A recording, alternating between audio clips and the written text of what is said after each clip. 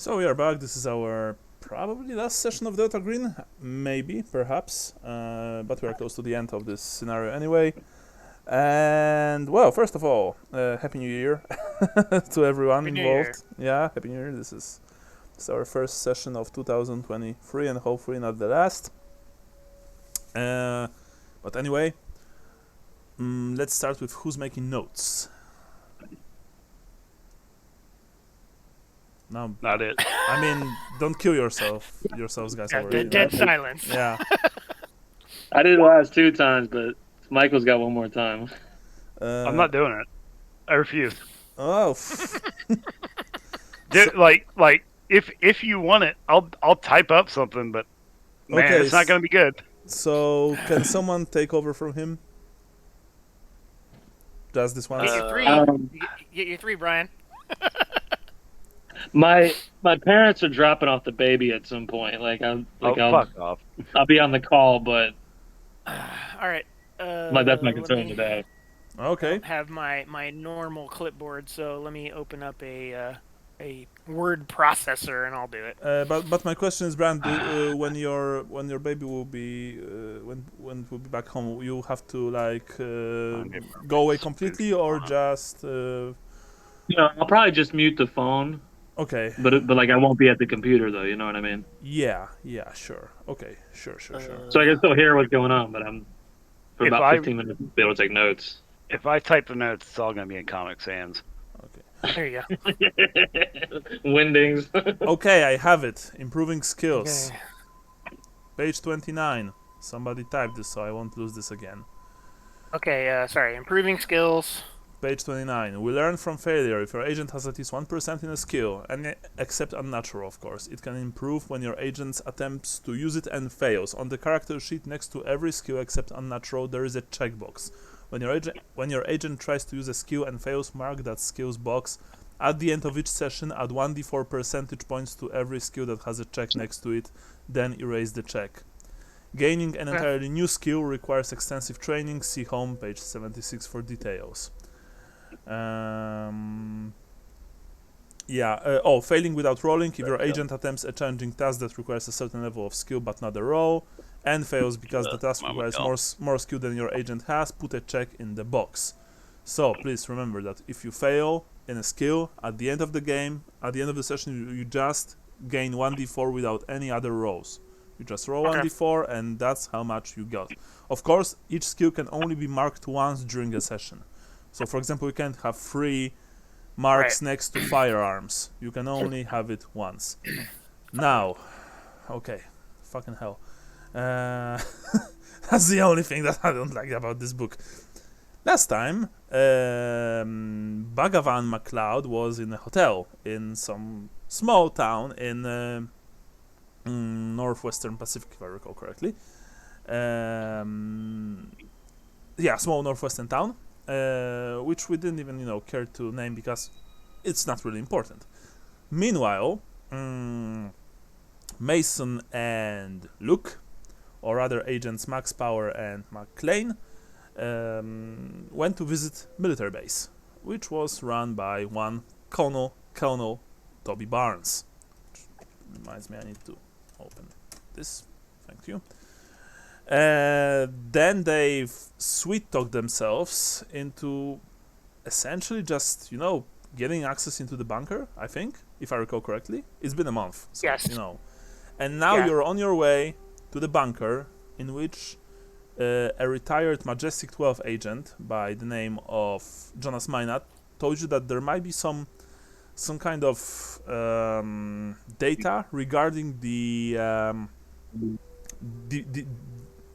situation that happened in a few decades ago, which is very similar to the one that is happening right now in another small northwestern town.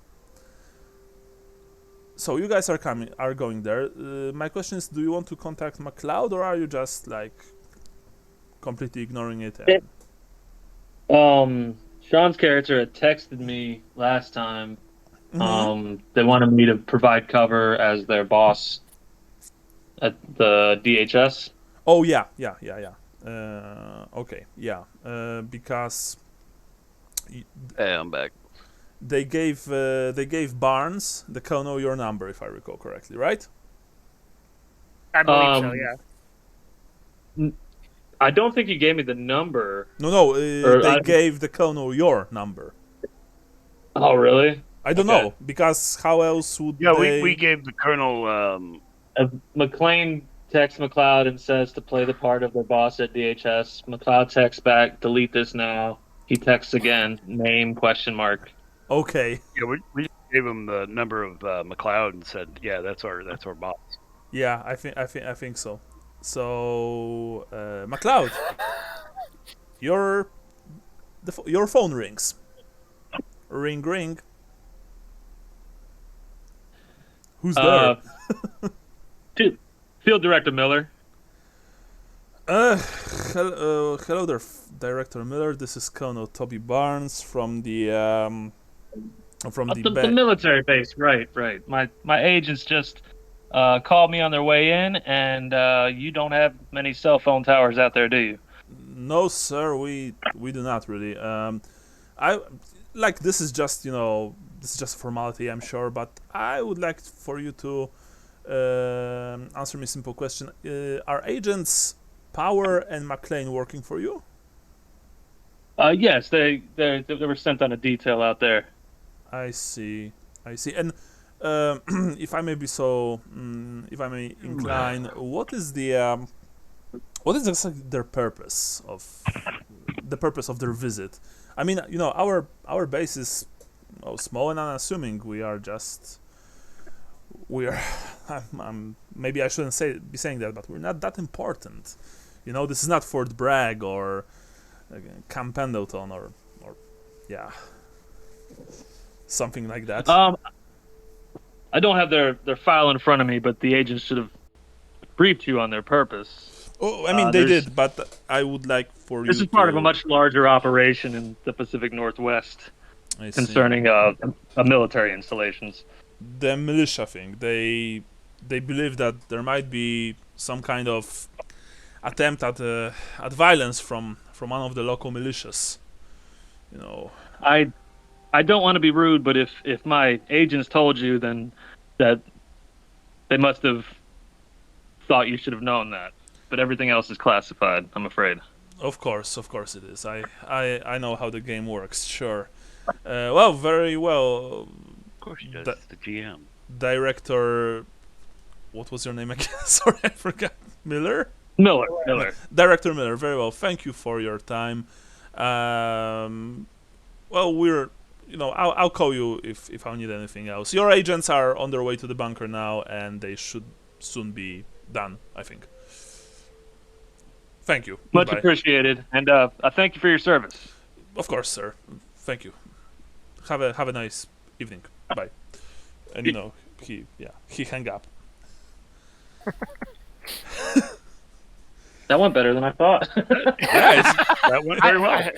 That was pretty smooth, I have to say. Yeah. I was looking back through the notes, like they haven't told me shit since we went to Applebee's. So I'm like, I'm just gonna agree with whatever he says. Like, yep. Yes. If they told you that's why they're there, then that's why they're there. Yes. You are right. Yes, sir. Anyway, you, McLeod and Max Power, you are approaching the small bunker. It's off to the side of the airbase.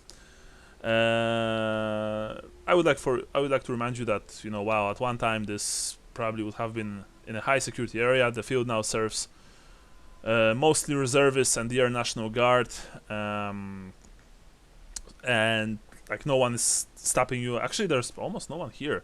You see a few soldiers in the distance. You know that of course there are probably cameras here and there watching your move, watching your every move. But again, there's absolutely no interference, and you see the small squad building. The bunker is of course partially underground, as most bunkers are. And yeah, you're very close to it. If you want to discuss anything, this now is probably the time. Oh yeah, you've been given a code to the bunker, by the way. Yeah. To the entrance. I don't even know what the fuck we're looking. We're just looking for weird shit, right?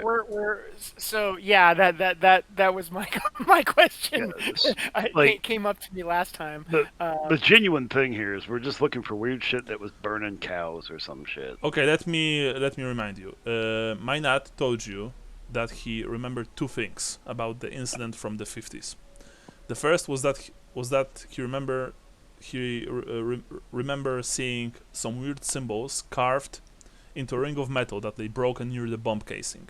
The second was that his buddy said something about having to drop off stuff at the cold storage. He didn't remember anything else about the symbols, but he gave you the location of a now reservist airbase several hours drive away from his retirement home. Cold storage. Yeah. The cold storage is probably, like I think Sean said that like a session or two ago, Delta Green uses so-called green boxes. And they are places like, metal lockers or bunkers or even car trunks in which you can find gear, stuff necessary to accomplish a mission, things like that. It's like a safe drop. And since Mynat was Majestic 12 is not Delta Green, probably, they use something that they called cold storages. But it works on the same principle, essentially. So you know that you are looking for this metal ring of metal casing with some strange symbols carved into it, but you don't know anything else really. That's the problem. You are very close to the entrance now. Well, no time like the present. Let's go. Very well. Rack 'em and stack 'em. Yeah, you have your guns if I recall, right? I just got my big knife. You have your big knife, and I think that McLean has his Beretta. Yeah. They told me I did. They said, Mason, you shouldn't carry a gun. That's all. I've got my kung fu. Yeah, you have your yoga. You've got some kung fu treachery. Yes. Jiu-jitsu.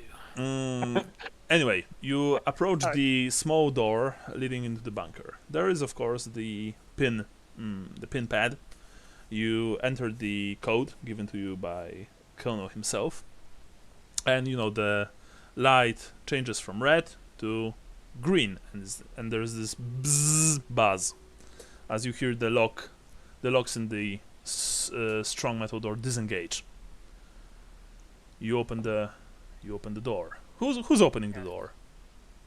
I'll open the door. You open the door, McLean. Very well. The door opens with a slight creak of old rusty hinges.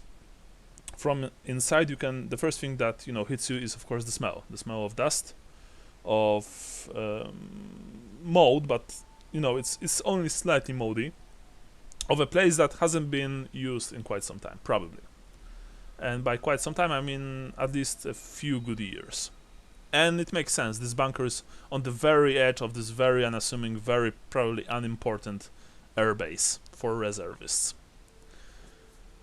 As you enter inside, you probably expect the lights to come out, to come on automatically, since what's the word? We are living in a time of automatic sensors, but no. And after a second or two, you search for the switch. You of course find one, and with this again light bzzz, the lights overhead activate. You see that this bunker is very small actually. It's not your doomsday bunker for people to hide in. It's just this space, and that's it. There are boxes here. Actually crates rather than boxes. Most of them wooden, in fact. So that this is old. They are almost everywhere. What do you do? It's not like the Indiana Jones at the end of the first movie, with the fucking city of crates. No, but it's in a similar style, and the crates are old. You can see even from the stamps on them that some of them are from the 60s, 70s probably, you know, and a few of them are almost certainly even older. You are almost, again, you are looking for something from like 50s, perhaps. So that's what I was going to suggest, is that we start looking for any sort of outward markings that will give us an indication of which ones are from the 50s.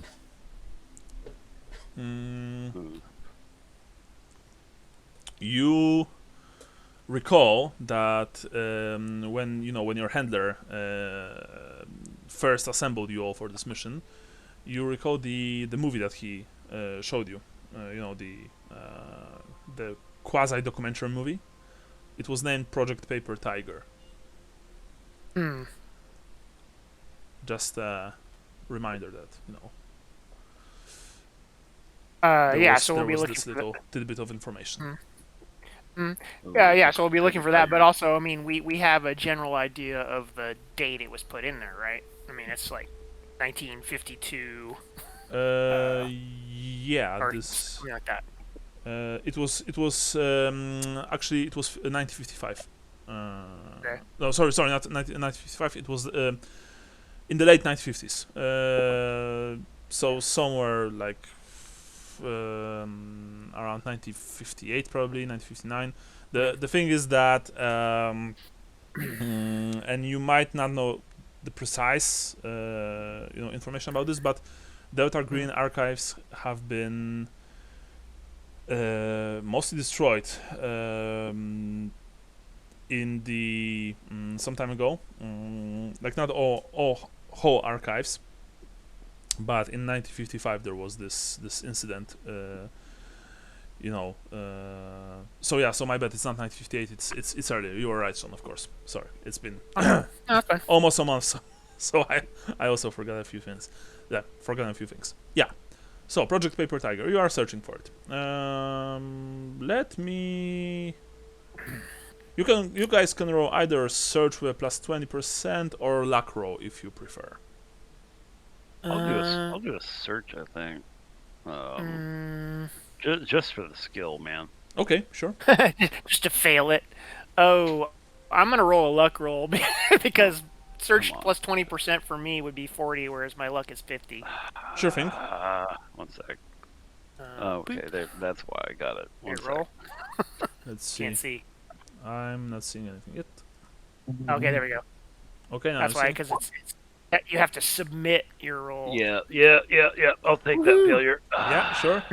Check the box, and you've passed. Agent MacLeod, my question is, after you finish speaking to the Colonel, do you want to contact your comrades in any way? I'd probably give it 20 or 30 minutes. Mm-hmm.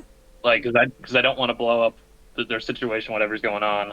Sure, of course, understandable completely. So you're waiting to contact them, of course, and you're sitting in your hotel room. So, Max Power, as you are, looking at the crates, checking the stamps, you don't have like any luck finding what you need. But Agent McLean, after it's not immediate. It's like a few minutes, maybe less than 10, but it takes a while. You eventually find a small crate with the words "Project Paper Tiger" stamped onto it. It's not hidden per se, but it's been stashed behind some bigger ones, so that's why you haven't spotted it immediately.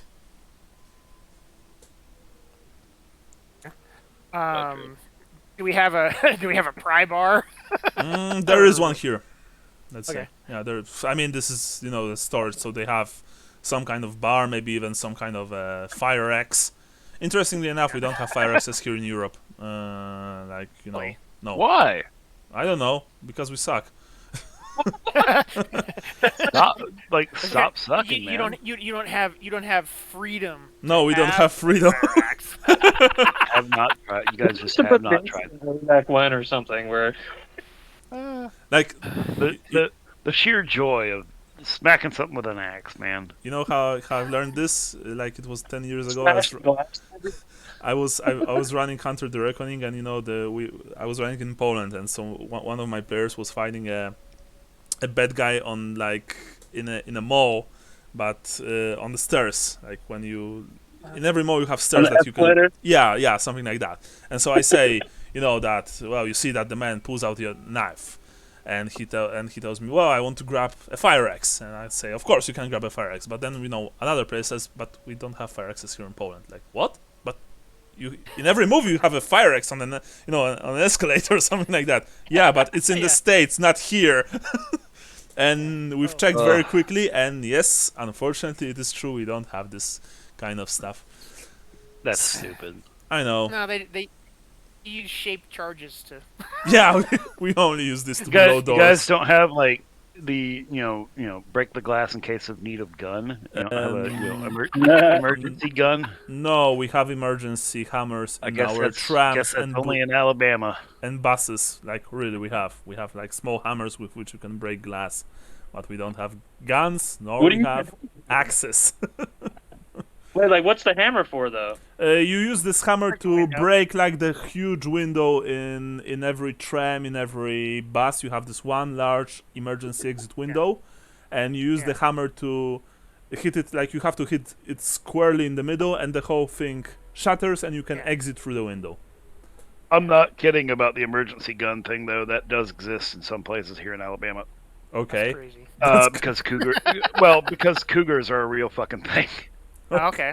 So out in parks and like the rest areas for like long trail hikers, there is like an emergency use thing. Yeah. Okay. An emergency use desert eagle. No. It's like a one-off. Okay, so like a single shot. Yeah.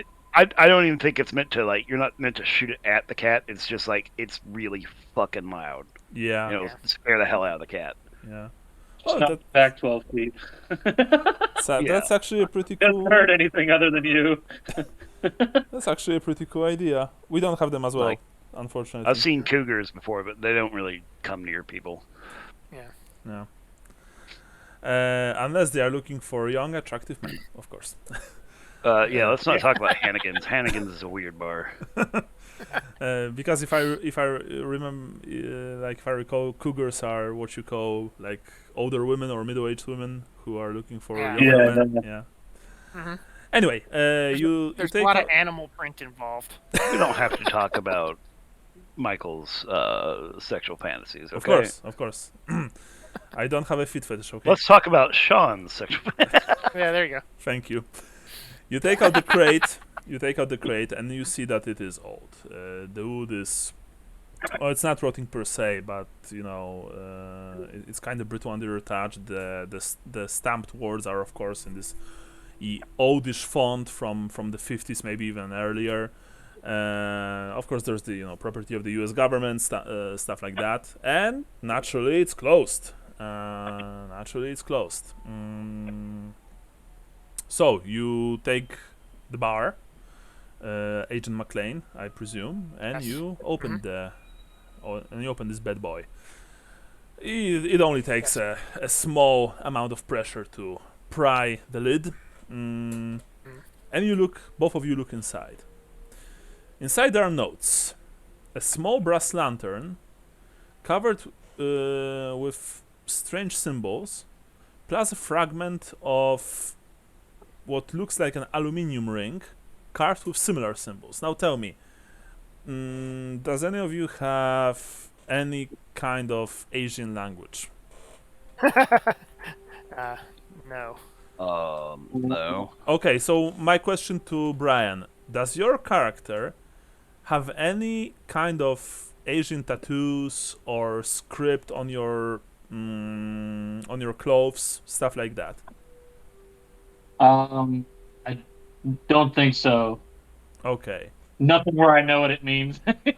Yeah, but do you have like, I don't know, a notebook that they might seen with some kind of faux Buddhist letters, stuff like that? Nothing. I don't think so. What would languages be under though? I mean it's Foreigners languages. that speak French.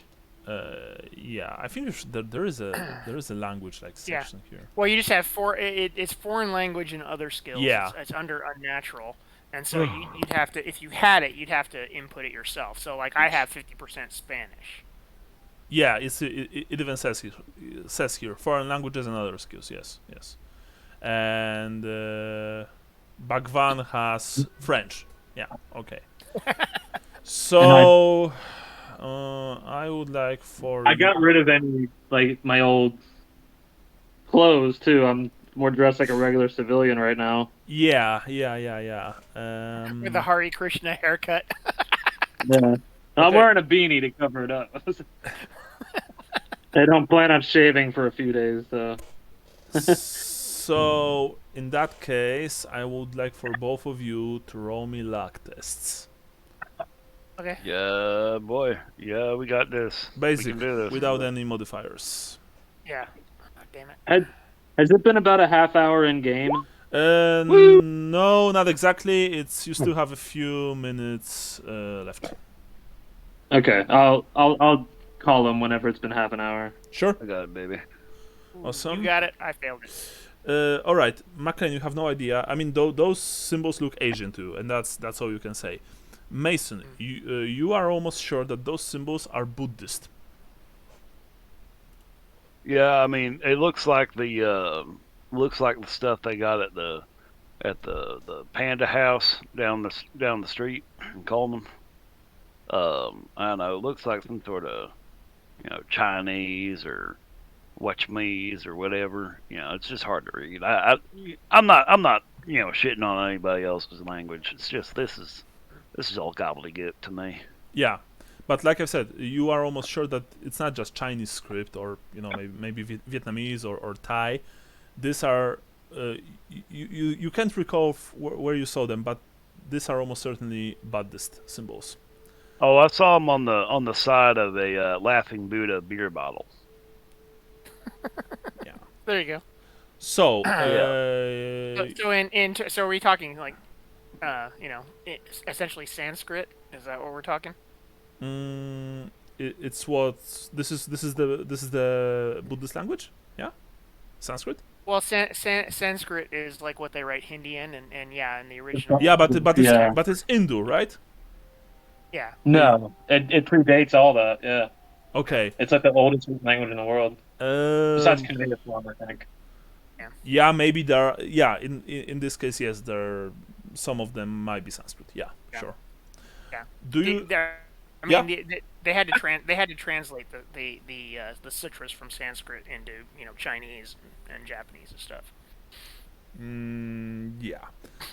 The original sutras. So my question is now Bhagavan, sorry, like 30 minutes past. If you want to call them, you can do so now. Okay, I'll call them. I'll find out what's going on. Okay, so Power, your phone rings suddenly, and it's pretty spooky, because it's really quiet here in this bunker. You are looking at those old papers, at this metal elements, and suddenly it's like din. So I guess that both of you are like, huh! Are you answering? Hello? No, it's Power. Hello? It's Power's phone, not yours. Oh, fuck. Oh, hey, what's up, McLeod? Or Johnson, whatever. I don't know. Everybody's You got their owe me a name. phone for compromising my number. Well, shut up. All right. Just get the agency to buy you a new phone. What's happening? I don't know, man. We're breaking open boxes. I found some fucking Buddhist shit. Some fucking Buddhist characters or some shit. I'm pretty sure McLean is special needs. I don't want to hurt his feelings. I'm pretty sure he is RETAR.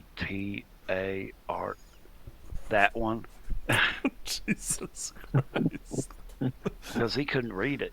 I mean, I can't read it either, but I know what it is. Hey, do you know how to read this shit? Oh, you can't see it. If I send you if I text you a picture. Don't text me anything else on this phone. All right, so like, what do I? No, fuck you. Like, it's already compromised. It's compromised it a lot, and then just rid it. All right. I guess I'll FaceTime you. All right. Don't let my wife know. Okay, so Alright, so- you're FaceTiming him. Yeah. Alright. In a few seconds, you see Bhagavan's face coming onto the phone. Oh my god. With cat ears. You can even... Oh, you have this filter with the cat filter. Okay, awesome. Awesome. Little doggy snout. Yeah. Delta Green, ladies and gentlemen. Protecting people from Eldritch Horror since 1949. Or 5, I don't recall. Anyway, yeah, you see... Cheers. You see Bhagavan's face on the phone. And Bhagavan, the first thing you see is that the guys are in some dimly lit room. Because I would like to remind you, or maybe I haven't, described well, that this bunker, of course, the lights are on, but the lights are weak here. It's clear that this area hasn't been used in a while, so there are like 2 small light bulbs, and they're not giving that much light. So, Bhagavan, you see that both McLean and Power are in some dimly lit room. Yeah. What are you trying to read? Oh yeah. Sorry. Here. Turn it around real quick. There you go. Yeah, and he shows you the interior of some kind of wooden box. There are some papers, which of course you can't see clearly, and there are some like metal elements, stuff like that. What looks like a small lantern made from, you guess, brass. You're not sure. Plus a ring made from metal. Both of them are carved with similar symbols. Now, without Rosebrand, even though your character is a fraud, you know that these are Buddhist symbols. Okay. You are almost 100% sure. What would I have to test on to identify them? Well, like I've said, I have a cult. I don't know if that's... you have what? I have a cult. You have a code. Okay, well, Yeah. in that case, you can roll a code because, unless I'm mistaken, you said that you are not a real Buddhist. So, like, you've seen some of their stuff, so that you can be a better fraud, but you're not I the know real enough deal. to trick people. Yeah. Yeah. So the occult is essentially the only thing that you can roll, or you can roll luck with a minus 20%. I'll try a cult. Alright, you can try occult. Very well, please roll.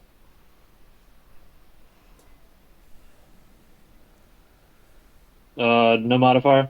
No, not this time, unfortunately. No. Nice! Damn. Nice. They have a pretty good occult. You're not sure where you've seen this. Maybe it was in one of the books that you've read, so that you would be better at your quote-unquote job. Maybe it's maybe it was somewhere else. You're not sure. You know that you're almost sure actually that these symbols are some kind of there's some kind of an incantation to stop something or bind something. Some kind of a spirit.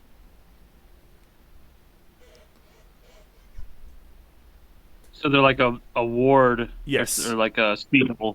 Yes. They are the letters that you see and the way that they are, presented on the metal objects, you are almost certain that they've been put there to bind something or stop something. Something evil.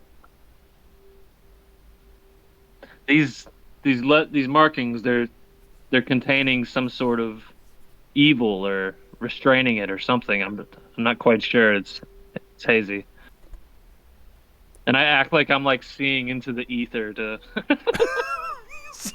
So you see a guy with cat ears, doing this I can read your aura stuff, with one hand on his forehead and the other hand he's like making those strange Harry Potter shit symbols in the air, Yeah.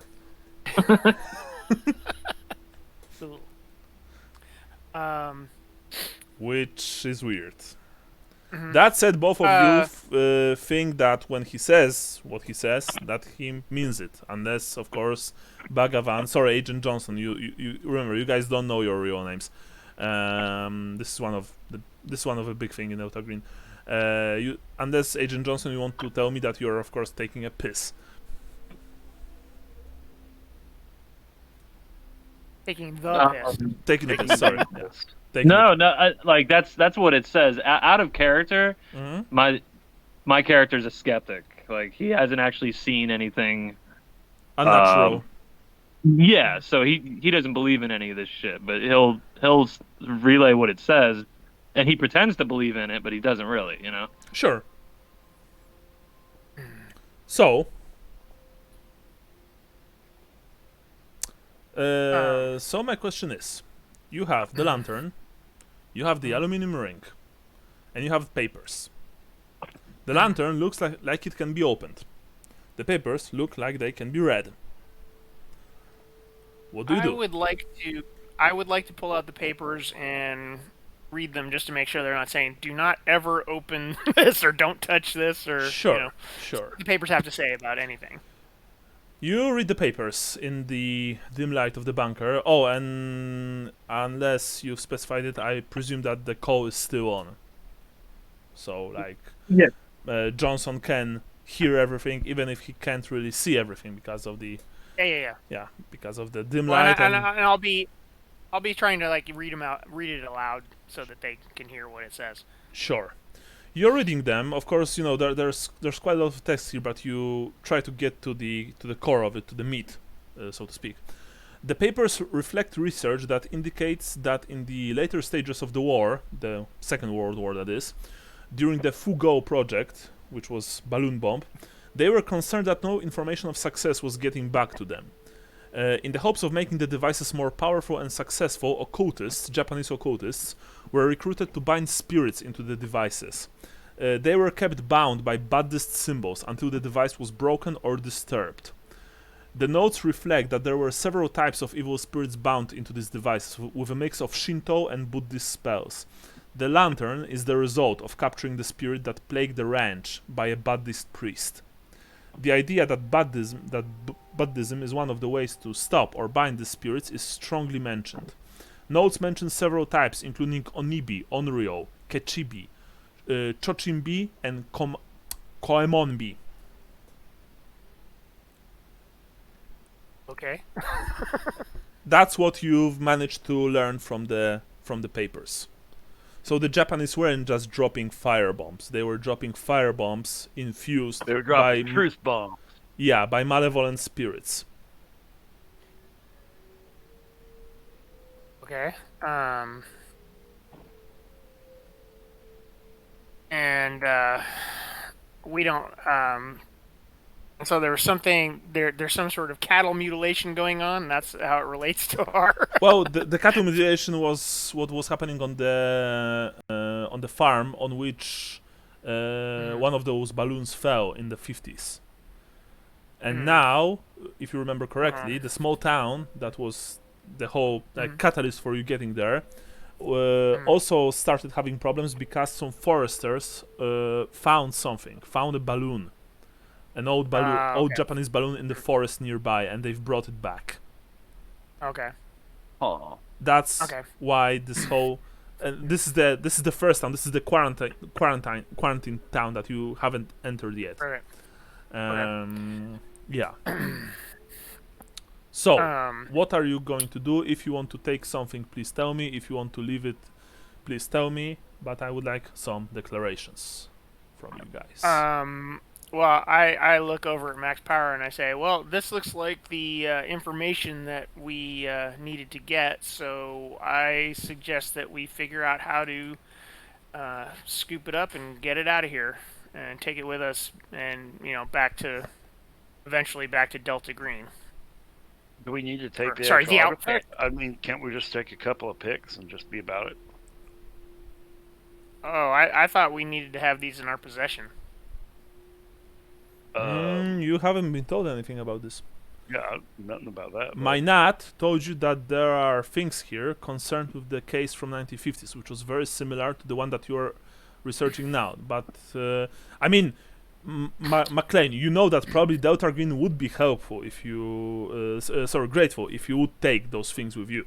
But they are not your mission. Your mission is to save the town before this thing gets out of control and more people from other towns nearby start dying from this strange fever. You know, like those foresters and, and more people there. Like, this bunker and information here probably made you realize what is almost certainly what is going on. But it's not the mission. Okay. Still, of course, initiative is very welcome in the project. All of you know this. And you know that Delta Green essentially has a policy that if you find some weird shit which potentially might be dangerous, you need to secure it and you need to either drop it in a green box or pass it to one of, to some kind of higher cell like the alpha cell, the highest cell there is, or to your handler. You can't under penance, you can leave eldritch shit behind. Give me a sec here, guys. Sure. Is there, just by looking at the box that this is all sitting in, how long when we cracked it open was it obvious that it had been closed for a long time? Yes, 4 decades, literally 4 decades. All right. The papers are old and brittle. The metal is tarnished. Okay. Is there like a lot of other boxes in here? We didn't have to dig for it, but would you have to dig for other boxes? Yeah, I mean, this All one right, you found rather fast, but there are lots of boxes here. All right, so McLean, let's scoop it up. I got my little traveler bag, but I don't know if I can fit everything in there. I could probably fit the papers in here. I just realized something. I'm gonna go ahead and get in the car and start heading back over there because you guys don't have a ride. Yeah, and it's quite some time, some distance, of course. Johnson, leave the thing there. We can't get that out. It's hard enough. Yeah, you guys just walking out of the front gates. We can get the papers out, probably. You took the papers out since you've read them, so yeah. Yeah. I was sticking them in a file in my little messenger bag. Yeah. Okay. Because I was thinking. For the time being, we can bury the box back further under a couple of other boxes. Well, I still think so. So how big is this metal ring? It's not really big. I mean, okay. It's not really big. You can hide it under your jacket. Big. Oh. And the lantern? The lantern is also not big. It's this kind of Asian lantern that you held in one hand. Like the. Okay. Yeah. I'm not completely ignorant of Asian culture. I've never finished my studies, but I did study multiple Asian cultures on uni, so I know a bit. As somebody who is married to a Chinese woman, I don't know shit about this. Yeah. But it's made of brass. It's without even touching it, you know that it's probably relatively heavy. Not super heavy, but But you can hold it in one hand without problems. I think we should just take it, and I'll take my jacket off and kind of wrap it around it. Okay. In that case, I would like for you to roll me luck plus 20%. Okay. Both of us. I knew this was going to be a problem, but I did it anyway. Both of us are just him. Luck, and then I got to go back to this page. Yeah, sorry, I'm on just my. I don't have my multi-monitor set up here. Plus 20. All right. Don't fail me now. Holy shit. Yes. when you took the lantern and it is heavy and you took it so that you can bind it in your coat, you almost dropped it because for a split second you thought that it's incredibly hot. Like, it's just searing hot, and you've almost, like, had this reflexive action of dropping this on the ground so that you won't burn yourself, but it wasn't even like a full second. It was just, a moment. After a moment, it went away, and you are still holding it tightly. But Mason, you see, power, Rex power, Max Rex power, Max power, You see that McLean like grimaced, and even you, Johnson, as you are, walking to the car with the phone still on, even you've heard McLean, emitting this sound, like someone, who's experiencing something very nasty. Gotcha. But that's it. And when you've put it in when you've wrapped it in your coat, in your jacket, it's all fine. Gotcha. Yeah. You also take the ring, and you also take the notes. Can we take a quick break? I gotta run to the bathroom. Yeah. Sounds good. Few minutes break. Yeah, okay. Yeah, I'm gonna hop off the call for a second. Okay. Yeah, I might as well proactively go to the bathroom. Sure. Sorry. All right, be back. Yeah, maybe I'll mute myself. Boop, boop, boop.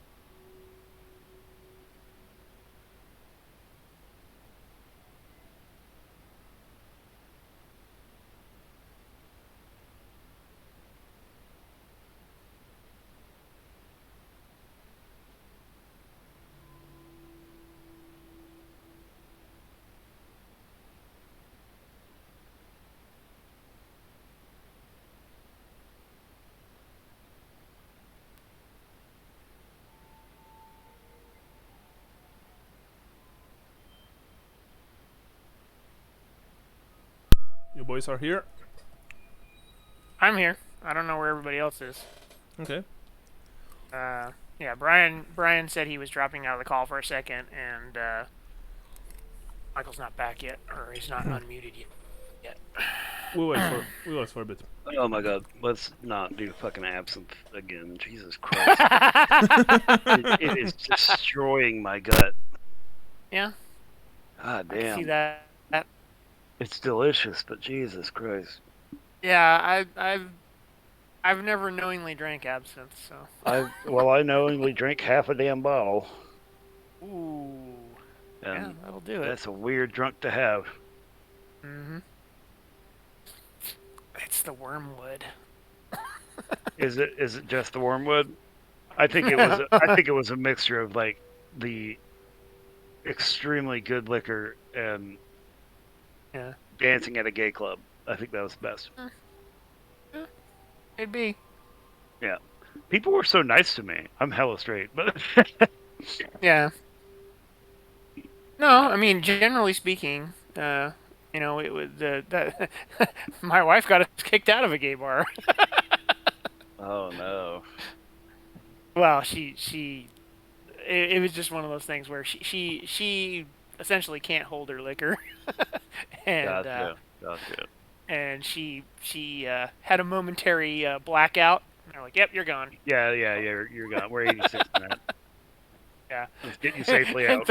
so then it was like, can you watch my wife for me while I go in and find our friends and tell them that we got kicked out? God. I've never been knocked out of the bar. I blacked out at Dragon Con. Yeah. But that was expected of me. I rose to the occasion. It was actually, that's a funny story. I can't remember that Sunday because we had started drinking at like 9 in the morning. And about noon is my blank spot, but there's enough videos, photos, and first-hand testimony for me to reconstruct the rest of the day.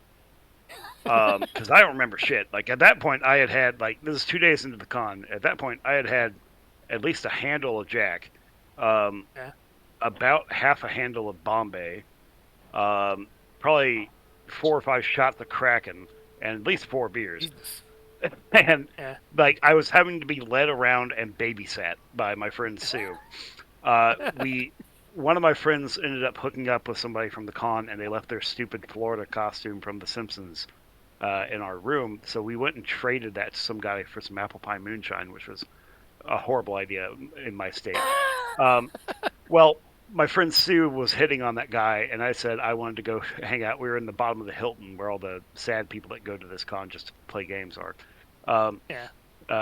I was like, I want to go talk to the Warhammer nerds that are over there, and I go over there and I'm looking at their stuff, and I'm way drunker than I think I am. So like I'm over there like blah blah blah blah, like, just sort of bumbling over their shit, and Sue comes over and says, "Oh, thanks for watching him." And they pulled her aside and they said, "We think it's really great that you brought your special needs little brother here."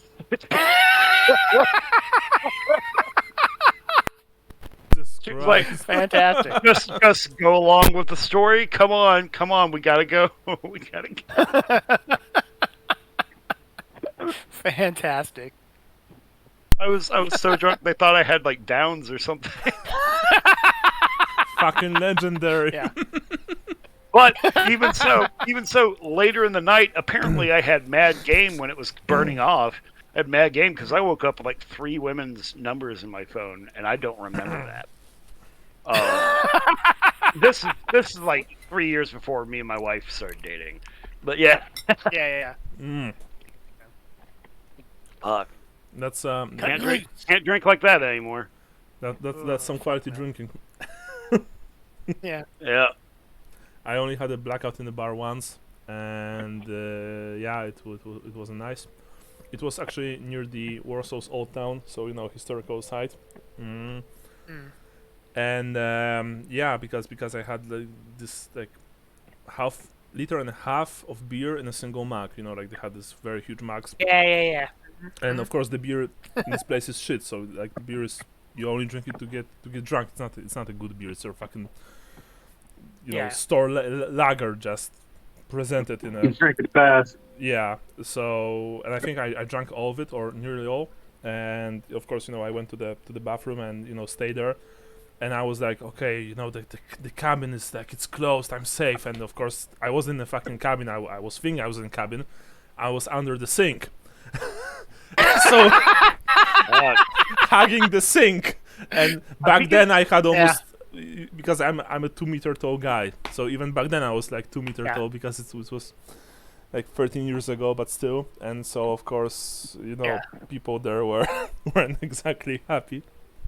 So then I went out, and I went under the castle, like the place of old Polish kings, and just went to sleep on the grass. It was like midnight. That sounds lovely. Except for the police that is patrolling the area. But fortunately, they haven't spotted me, and my friends got me up and managed to bring me back home. Along the way, I got hit by a frisbee in the head, because some people, believe it or not, at 1 a.m. they were playing fucking frisbee at the old town, and I was hit in the head. It was legendary. It was man, incredible. that's great. I think it's the opposite here in the States of like, the shittier the beer is, the lighter it is. Mm. Yeah. The better it is, higher the content is. Actually, Well, I'm actually talking like Milwaukee's Best Ice. Well, yeah. and you I start can't say getting into shit about malt like liquor. or Steel Reserve or something like that. Yeah, Yeah. I get it. Yeah, That's that cheap hard shit. man, like Red, white, and blue label. a sixer at Steel Reserve will get you fucked up. Yeah. But I hardly ever drink, so that's why it was hitting me so hard last night. Like, Yeah. I think prior to last night, the last time I had a drink was fucking Thanksgiving. Mm. Yeah. All right, back to it, I guess. All right, so Michael. we are. So God. what I was gonna say. So we're hanging out in this in this. Hold up, is God here? Yeah, he's here. Are you there, God? It's me, can you hear me now? Margaret. Hey. Okay. Yeah. Nice. Sorry. Yeah. So all I was gonna say is I think we should make a pretend that we're going around to other places and looking around, but sort of wind our way over to the base entrance. By the time McLeod gets here, we can just get in the car and jet. That's what I think. Everything's pretty suspicious. I say we at least make the rounds and talk to some people, and give off the appearance that we are actually doing our fucking job, and then leave for the day. Oh, all right. Yeah, I mean, like, heading out right after is just like, okay, so they're just stealing shit. Got it. Yeah, but we'll never see them. Okay. Okay. So We're in a I would totally check in with the colonel before you leave and compliment him for running a tight ship.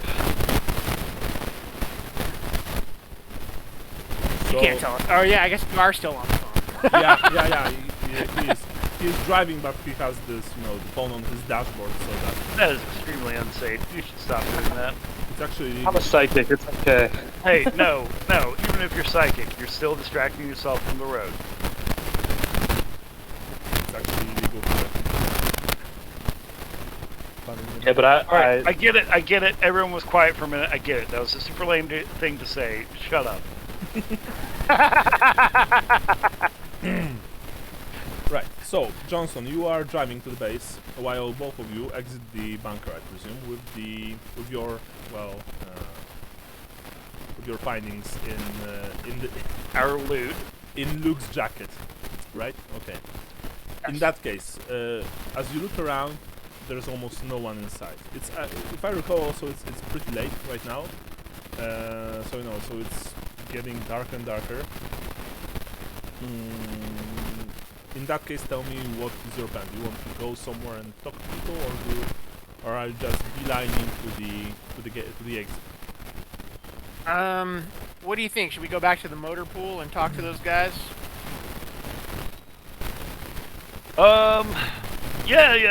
Yeah, cover the bases. I'm gonna whisper real quick. I think we should talk like we've actually just been doing this the whole time. I don't know if they're surveilling us at all, so let's just keep it on the down low. Yes, let's go talk to the army guys. Okay. In that case, you are approaching the one of the motor pools. They're not exactly, they're not like the one in Afghanistan. You're cutting out a lot, bud. What? You're cutting out a lot. Really? Well, yeah, something was sounding like in his Missed a couple syllables. What about I think I now? got most of what you said, but Can you hear me now? Yeah, I Yeah. can hear you.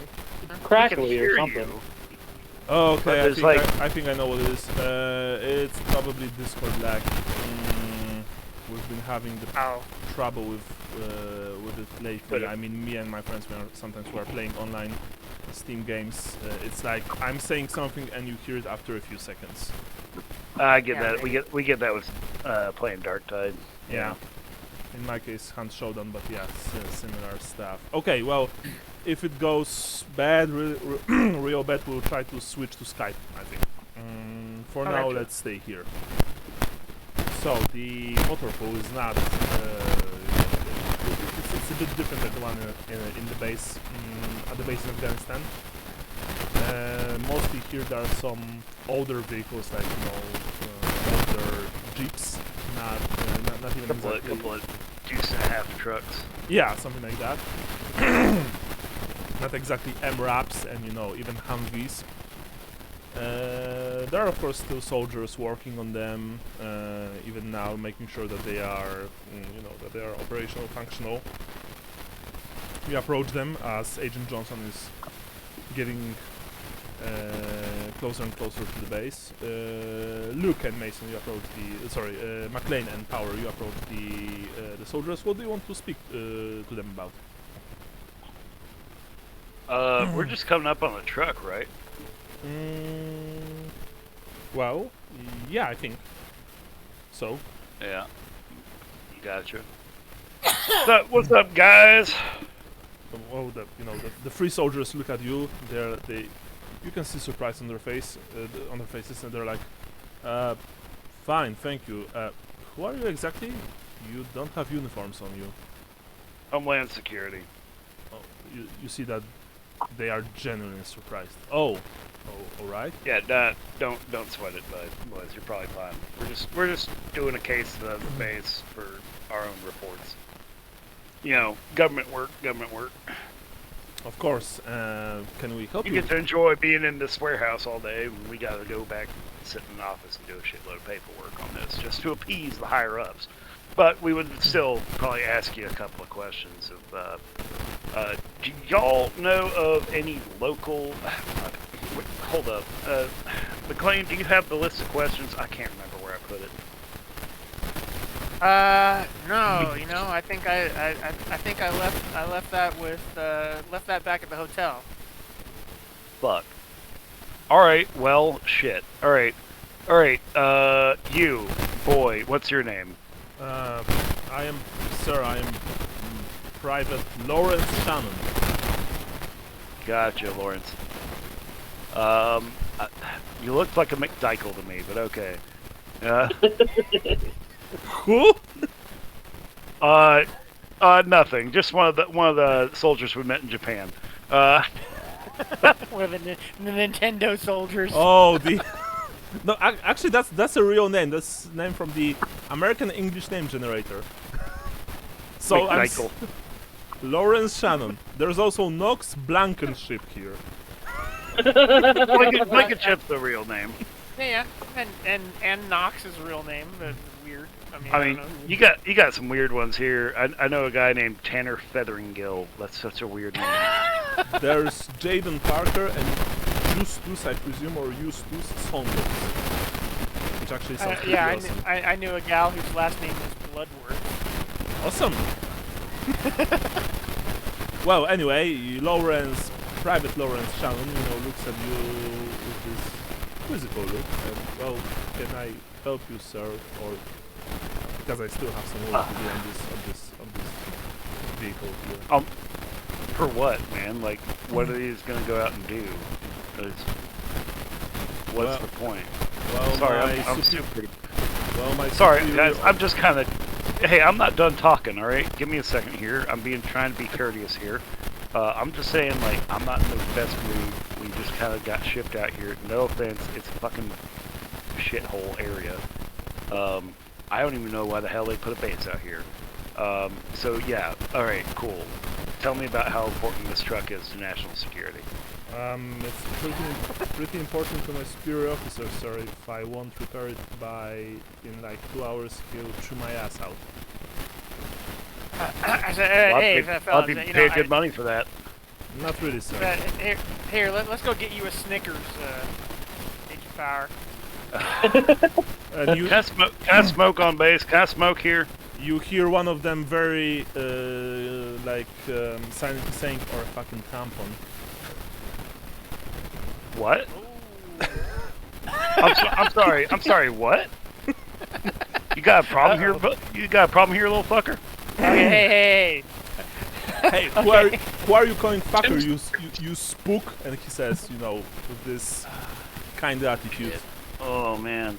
Oh no, I don't want to just beat his ass. No. Hey, easy, says another one. We don't want any trouble here, alright? Look, sir, he says, and you see that on his jacket. I'm still on the phone. Yeah, you are actually. You see that on his jacket. There's the name Private William Reed. Reed, right. Look, we don't want any trouble, sir. We're just doing our jobs. I'm sorry. We're kind of stressed out, but it would probably help if you would tell us what you want so that we can help you, and then we can all return to our duties, both you and us. God. Gotcha. Y'all know about any of the local militias here? The citizen bullshit. Fighting for the freedom of the country kind of bullshit. I've been hearing reports of possible activity from them. Well, like people local, getting, agitated. Local militias, and they look at each other with very surprised looks on their faces. Not really, sir. I mean, there weren't any trespassing attempts in the base here, and the town, the nearest town is pretty calm, pretty quiet, except for weekends. People tend to party a bit in local Applebee's. I'm just saying, because one of the other bases we've been to, we found a couple of people in the base that were very sympathetic to the causes, and we're talking about militias that were making fucking pipe bombs and shit. Whoa! And, whoa! That's kind of why we got put out on this whole great tour of America's most desolate shitholes. You see that they are all very offended when you're saying this.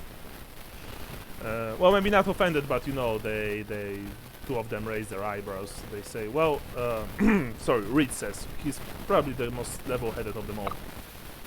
Well, sir, we appreciate that, but we haven't been told anything about any potential risk to the security. We haven't heard anything. There weren't any firearm discharges nearby, unsanctioned firearm discharges. This is a military installation that's pretty small, out here in the middle of bumfuck nowhere. It'd be a dumb move for somebody to try and assault it, but I'm not saying that. I'm saying you might want to check your ranks. Keep in mind you work for the government, not against it, and it'd be better to have you not have to shoot down an American citizen. But if it comes to that, probably pull the trigger. All right. Sir, we are all soldiers and we all took our oaths. We will do what we must to defend our country and its principles. We. By the way, I just burped in real life, but I'm burping right when he's saying all that. Okay. Yeah. Yeah. McLean, I'll let you finish this out. And I visibly take out a cigarette and start smoking it right there.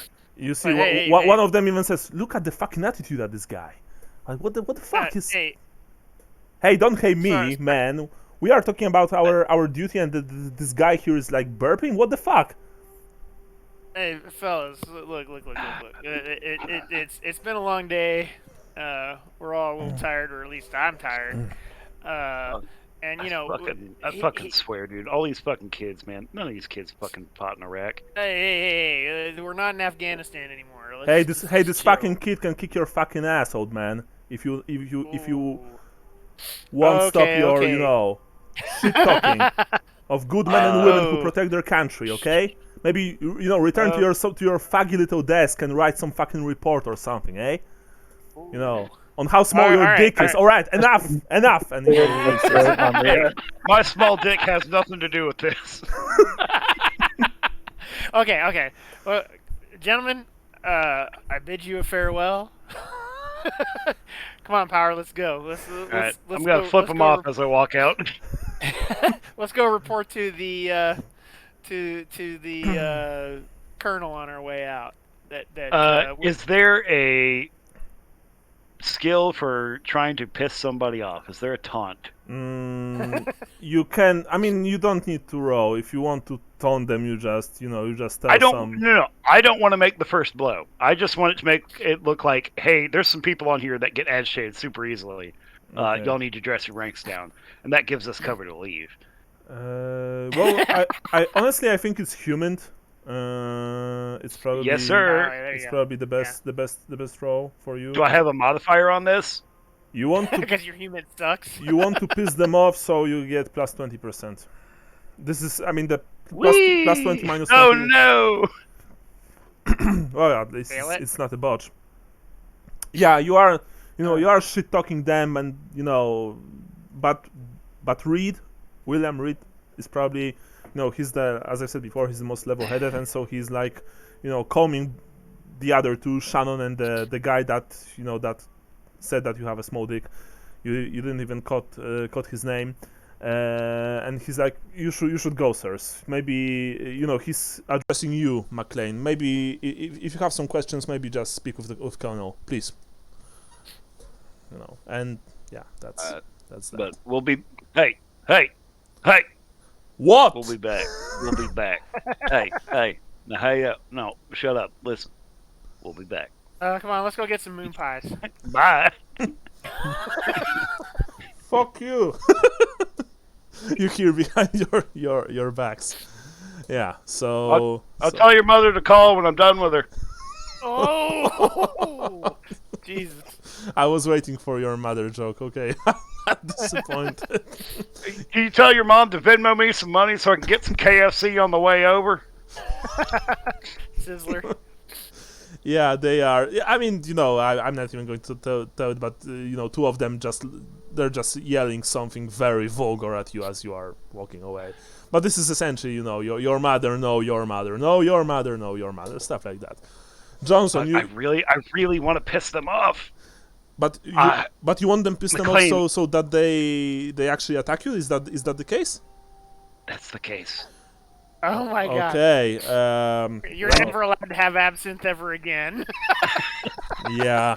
You see no, that? It's all right. No, we're done. It's fine. We'll go. Fuck it.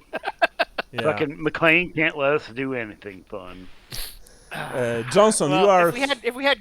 Yeah. Yeah. Sorry, I'm just saying that, Johnson, as you are, approaching the base, you hear all of this, and it's just wow. Come up to the guards at the front gate, and it's like, my God, guys, like, this place is so shit that I get a tax break from Biden just for being here. The guard just looks at you. Actually, it's he says, "Well, sir, if I recall correctly, President Trump is still in the office." Not for long, buddy. I got insider info. He's not saying anything. He's just looking at you with this The Illuminati have already spoken. blank expression. All right, y'all have fun. Have a nice evening, sir. He says as he's So my notes are: Power keeps insulting every soldier he can find. yeah. As he's opening the gate for you, outside you see that Agent Johnson is already in the vehicle. That, if I recall correctly, that you've rented out. I'm just saying it plays really well into my megalomania that I am better than these people. Yeah. Which I actually can drive. I lied earlier, clearly. Yeah, you've noticed that he actually can drive a vehicle, despite what he was saying earlier. McLean, Power, you get into car, you see that this is in fact Agent Johnson, dressed in a more conservative manner with a beanie, right? On top of his head. Yeah, I'm trying to look like I could blend into the town more. Yeah. You look like the guy that would show up to a high school and say, "Hello, fellow kids." I'm gonna say, what are you trying to be, a barista? It's all right, Dad. I try to connect to the youth too. You also see, Johnson, that McLean doesn't have his jacket on him. Instead, he's holding it under his arm, and there are some things inside the jacket. You guess that probably, these are the contents of the crate, of the wooden crate. All right, are we ready to go? Can we just fucking go yet? My God. Hey, back to the hotel, fellas. Johnson, you drive them back to the hotel, right? Yeah. And you, I presume, cancel the call. Yeah, I would have hung up when I got to the gate. Yeah, sure. Well, you were as you are driving, and you are in the middle of the road between the base and your hotel. Your phone rings, Johnson. I look and see who's calling. Colonel Barnes. There's what? Colonel Toby Barnes, the commander of the base. Okay. Answer the phone. Put it on speaker. You've talked with him before, Yeah. You remember. I'm gonna turn my phone off.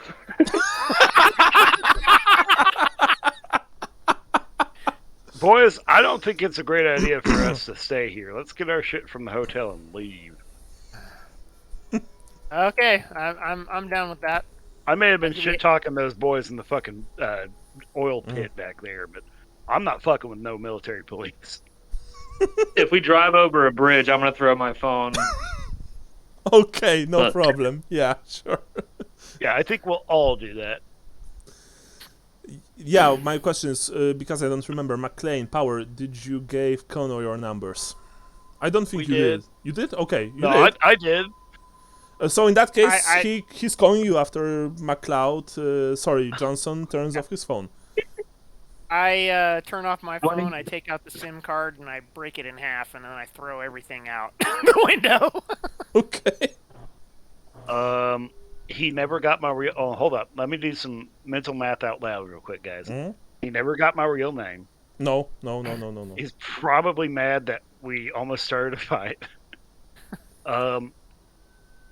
He might know that we have shit. He's still calling. All right. I'm gonna answer. You answered the If somebody has to, because if we all just go dark, he's gonna. I'm not gonna ghost him. Hello. Agent Power, this is Colonel Barnes, commander of the base. Hey, what's up? I am calling because there has been an issue, a slight issue, I might say. Some of my men reported that you've approached them with your colleague, Agent McLean, and you've essentially started. I mean, by you, I mean you, Agent Power. You essentially started insulting them. I mean. Are we talking my bad, I keep saying sup, it's just product of where I'm from. Not disregarding your rank, Colonel.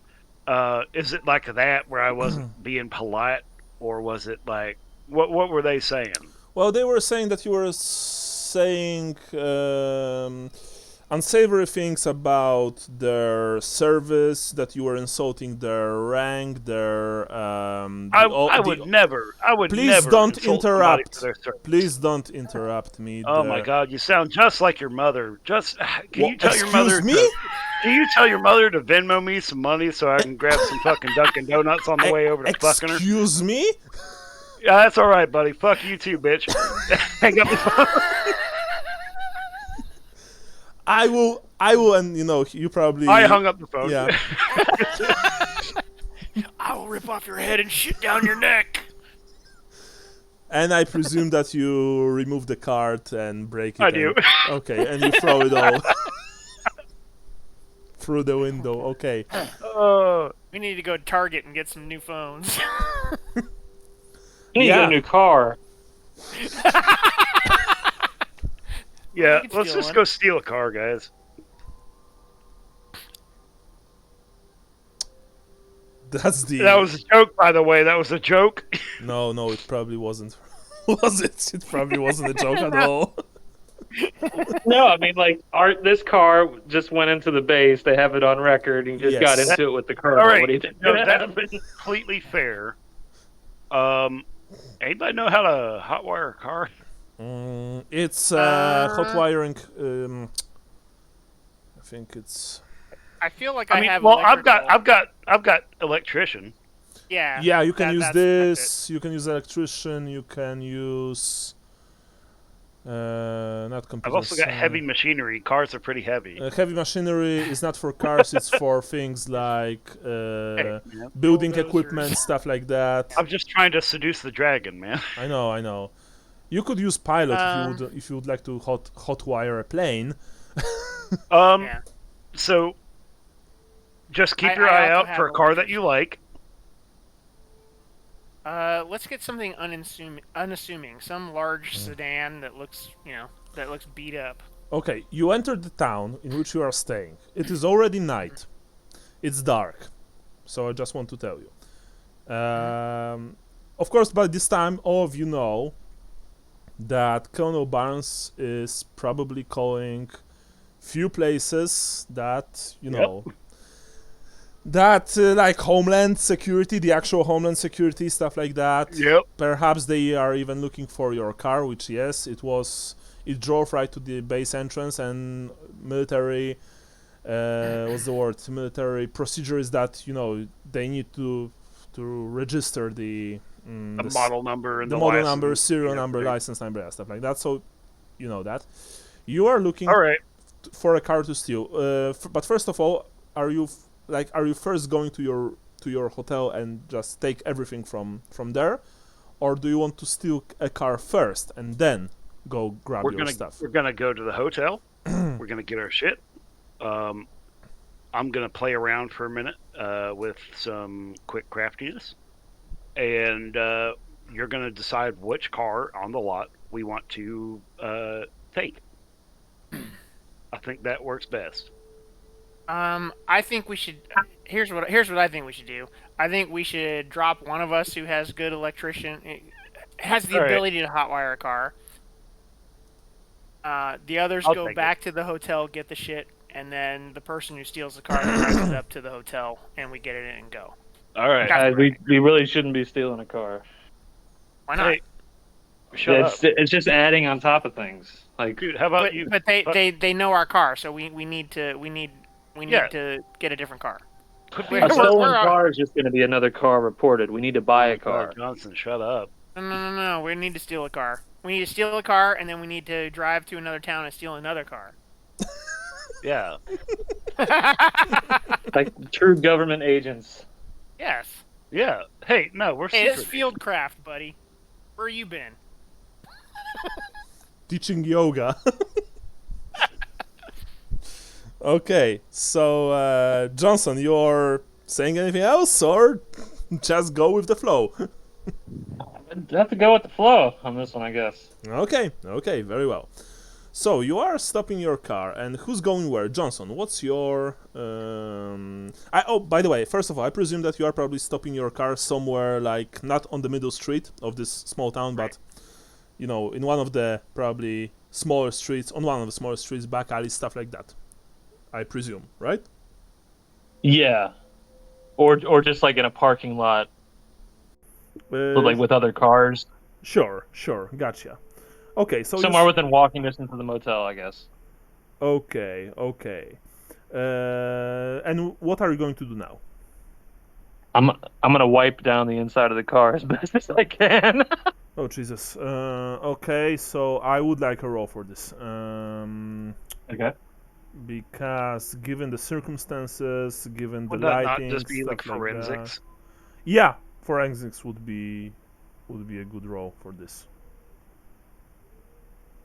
Unless you have other ideas, Brian. If so, I am open.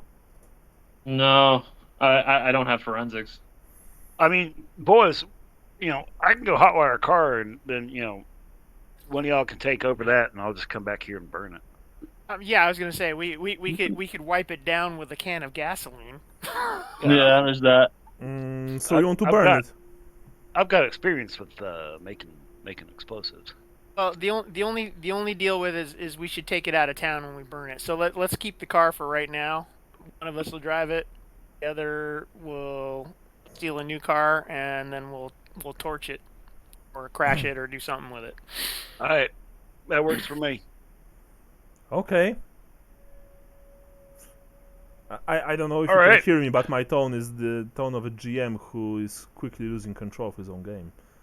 He is losing control. Yeah, Okay, no, I mean I'm loving it. Really, I do.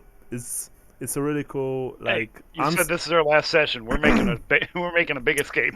Well, I mean, hopefully for now. Well, we'll see. But this is definitely our last Delta Green game for a long time. So you know. I was gonna say this was potentially our last session. Now we've just turned it into 5 more. Nah, 5 more is a bit is a bit stretching it, but yeah, well, we shall see. Okay, so I presume that Johnson is staying in the car. Meanwhile, McLean and Power, what are you guys going to do? Jonathan, you're going to get rid of the car. I will go. I'm not.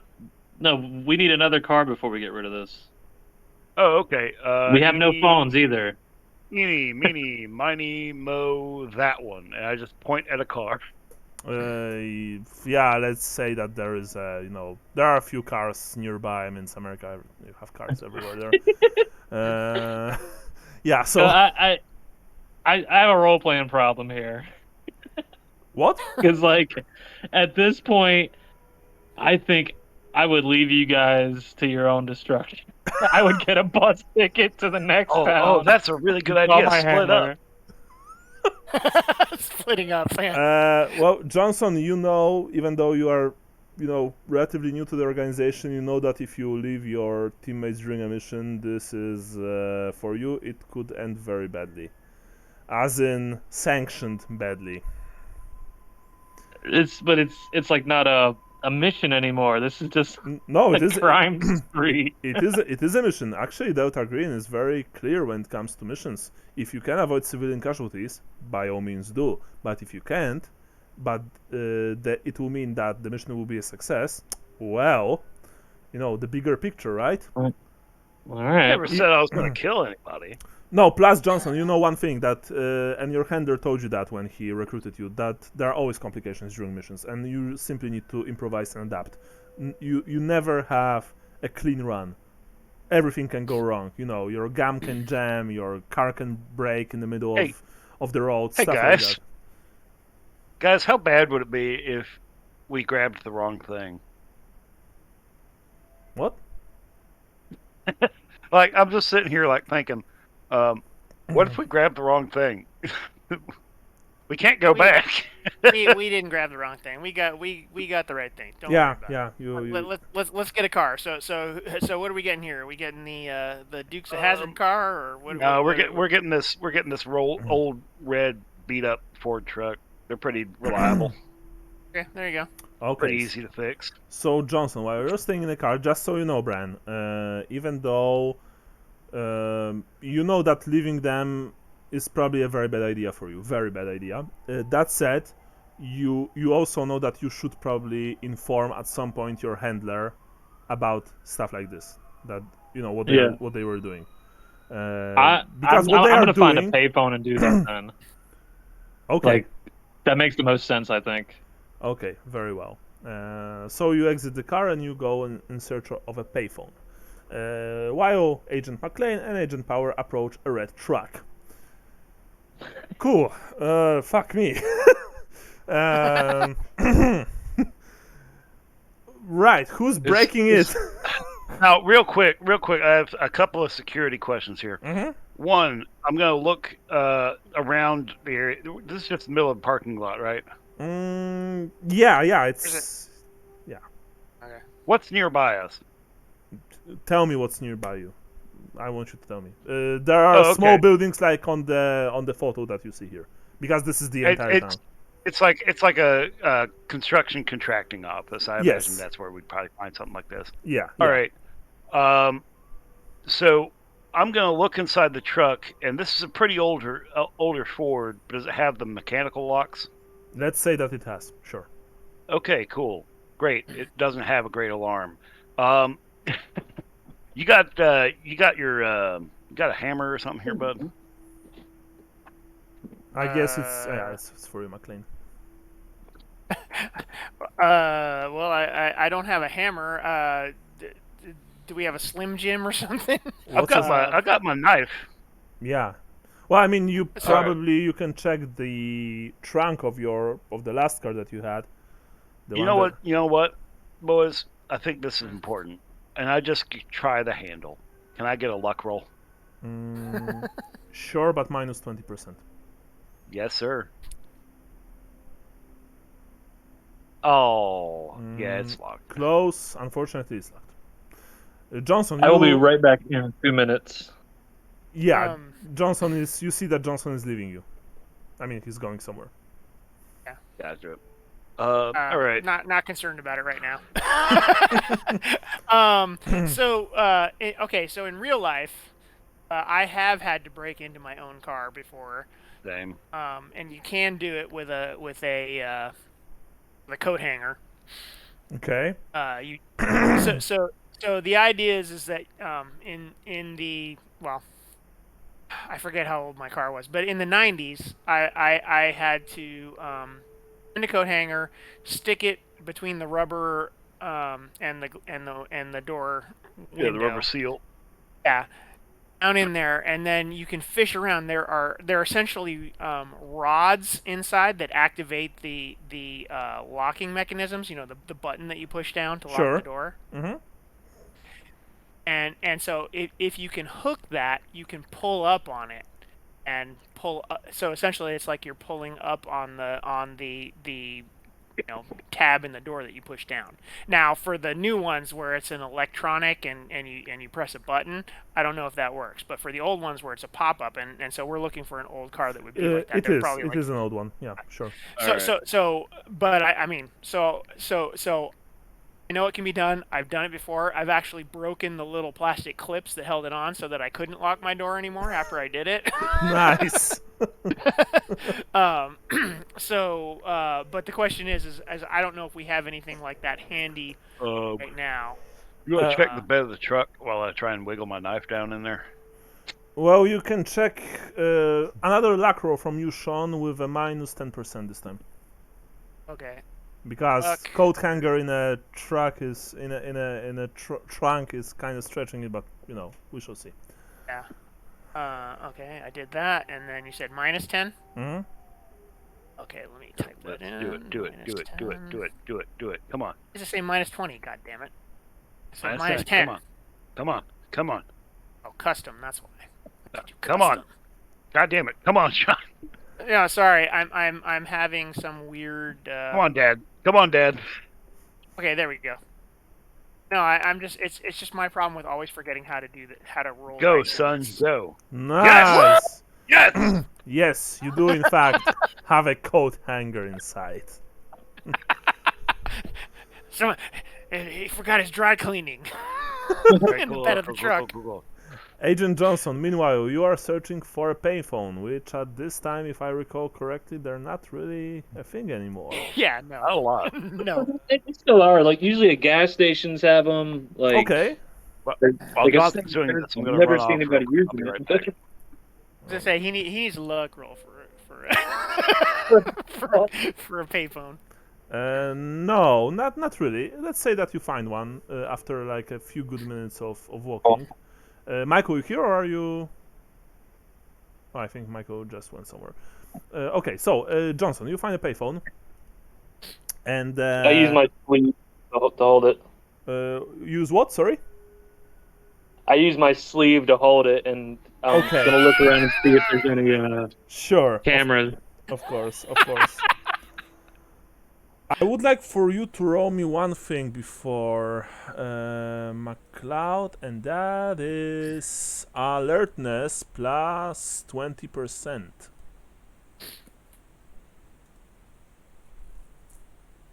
Whoa, very Okay, nice. I'll take it. You are, you are dressed in your casual clothes. You have the beanie on. You're holding the not so clean phone. What's the word? Phone. No, it's just the phone. Yeah. Yeah, the phone with your sleeve. But then in the corner of your eye, you see a characteristic shape of a police cruiser, slowly rolling down the road.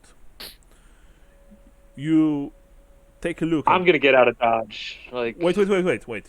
Because you had a really good roll, so I just want to tell you everything before you Okay. decide what you want. You know that they haven't spotted you. I mean, they are driving very slowly and looking at everything around them. Clearly looking for someone or something. And you're sure that they've spotted you, that they've looked at you at some point. But they haven't stopped. They haven't, turned on the lights, the wheel, this whole thing. They're driving. They're driving further. They're driving on. But you know Okay. that this is not normal in a small, calm, quiet town like this. Okay. You're almost sure that this is because of you guys. What happened? That's for Agent Johnson to tell you because you're Thank not you. together. So, Johnson, Oh, yeah, sorry. are you still calling your handler, or are you returning to your, I need to call the handler. cell members? Very well. You call your handler. You call your handler, and he answers after like a few beeps, and you only hear yes. This is going off the rails quick. Agent Johnson, what's happening? What sit rep? Agent Power, as I know him, he started a fight with the boss of the place we were just at, Go on. and I'm pretty sure they're looking for us right now. Is the mission in risk? I'm trying not to say anything specific on the phone. Mm-hmm. Yeah. Is the mission in risk of being compromised? Yes. Proceed as ordered before, but keep a low profile. Inform your They have yourself. they have something in their possession. You mean Power and McLean? Yes, from the place we were just at. That you're going to want to see. Very well. In that case, make sure that it is safe and contained. Don't let it fall into the hands of civilians. Guard Okay, it. I was just calling to let you know that measures might get drastic here very soon. Finish the mission, whatever it takes. You know Understood. the stakes here, Agent Johnson. Over and out. I hang up and I wipe. I wipe the whole phone where Like anywhere I put my fingers. Sure. Very well. Wand over here. You return to McLean and Power, but meanwhile, McLean and Power, you have the coat hanger, and you try and enter the car. Who's doing the entering and who's guarding, or who's on watch? I'll be on watch if you want to get this, Bud. I'll crack the car when you got it. Yep, sounds great.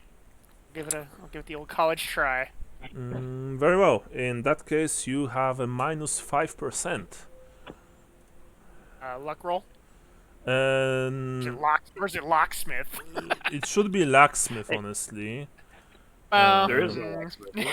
I'm not a locksmith, and I can do it. Let's put it There is that no way. locksmith. It's probably a craft. Oh yeah. Yeah. You can have other like skills than the ones on the sheet. Oh, I I know a actually lot have of people craft. that aren't I have locksmiths. craft mechanic, although technically, I think that might be more related to airplanes. Should I roll on craft mechanic? Yes and no to airplanes, but you still would know how to use it to open a car. So if you have craft mechanic, let me see your character sheet. It's look. I have 40% in craft mechanic. So I will actually give you plus 10%. Yeah. Not minus 5, but plus 10. Boop.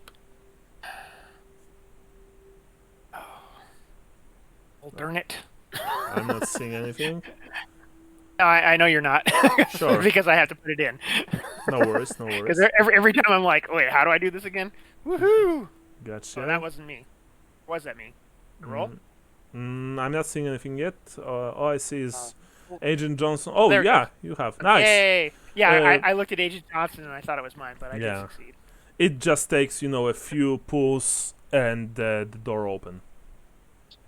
The life of a repo man is always intense. Yeah. Of course, there's no alarm, by the way. Yeah. Or should nice- there be? Actually, I'm pretty curious. I'm honestly asking, should there be an alarm or not? On an older car, maybe. It's probably Okay, percentage, I don't know. so in the picture, you see that car there? Which Actually, one? well, maybe This that's one? relatively, yeah, that one. Yeah. Okay. Actually, that was newer than I was thinking it was. I thought it was old because of the weird paint job. But I mean, literally, we're Like some people will get an aftermarket alarm on an older car that didn't come with them originally. So it's really like luck, I guess. You know what I mean? Yeah, but I feel, well, I mean, I don't know about the Pacific Northwest. Out here, if somebody was driving an old beater truck, it wouldn't have shit in it. Okay. Yeah. So in that case, there's no alarm. There's no alarm at all. All right, boys, it's my time to shine. Okay. You try to hotwire it. Yes. Believe in Yeah. you, ancient power. Now, I've got some electrician's training here. now I want one of you to roll me luck test basic.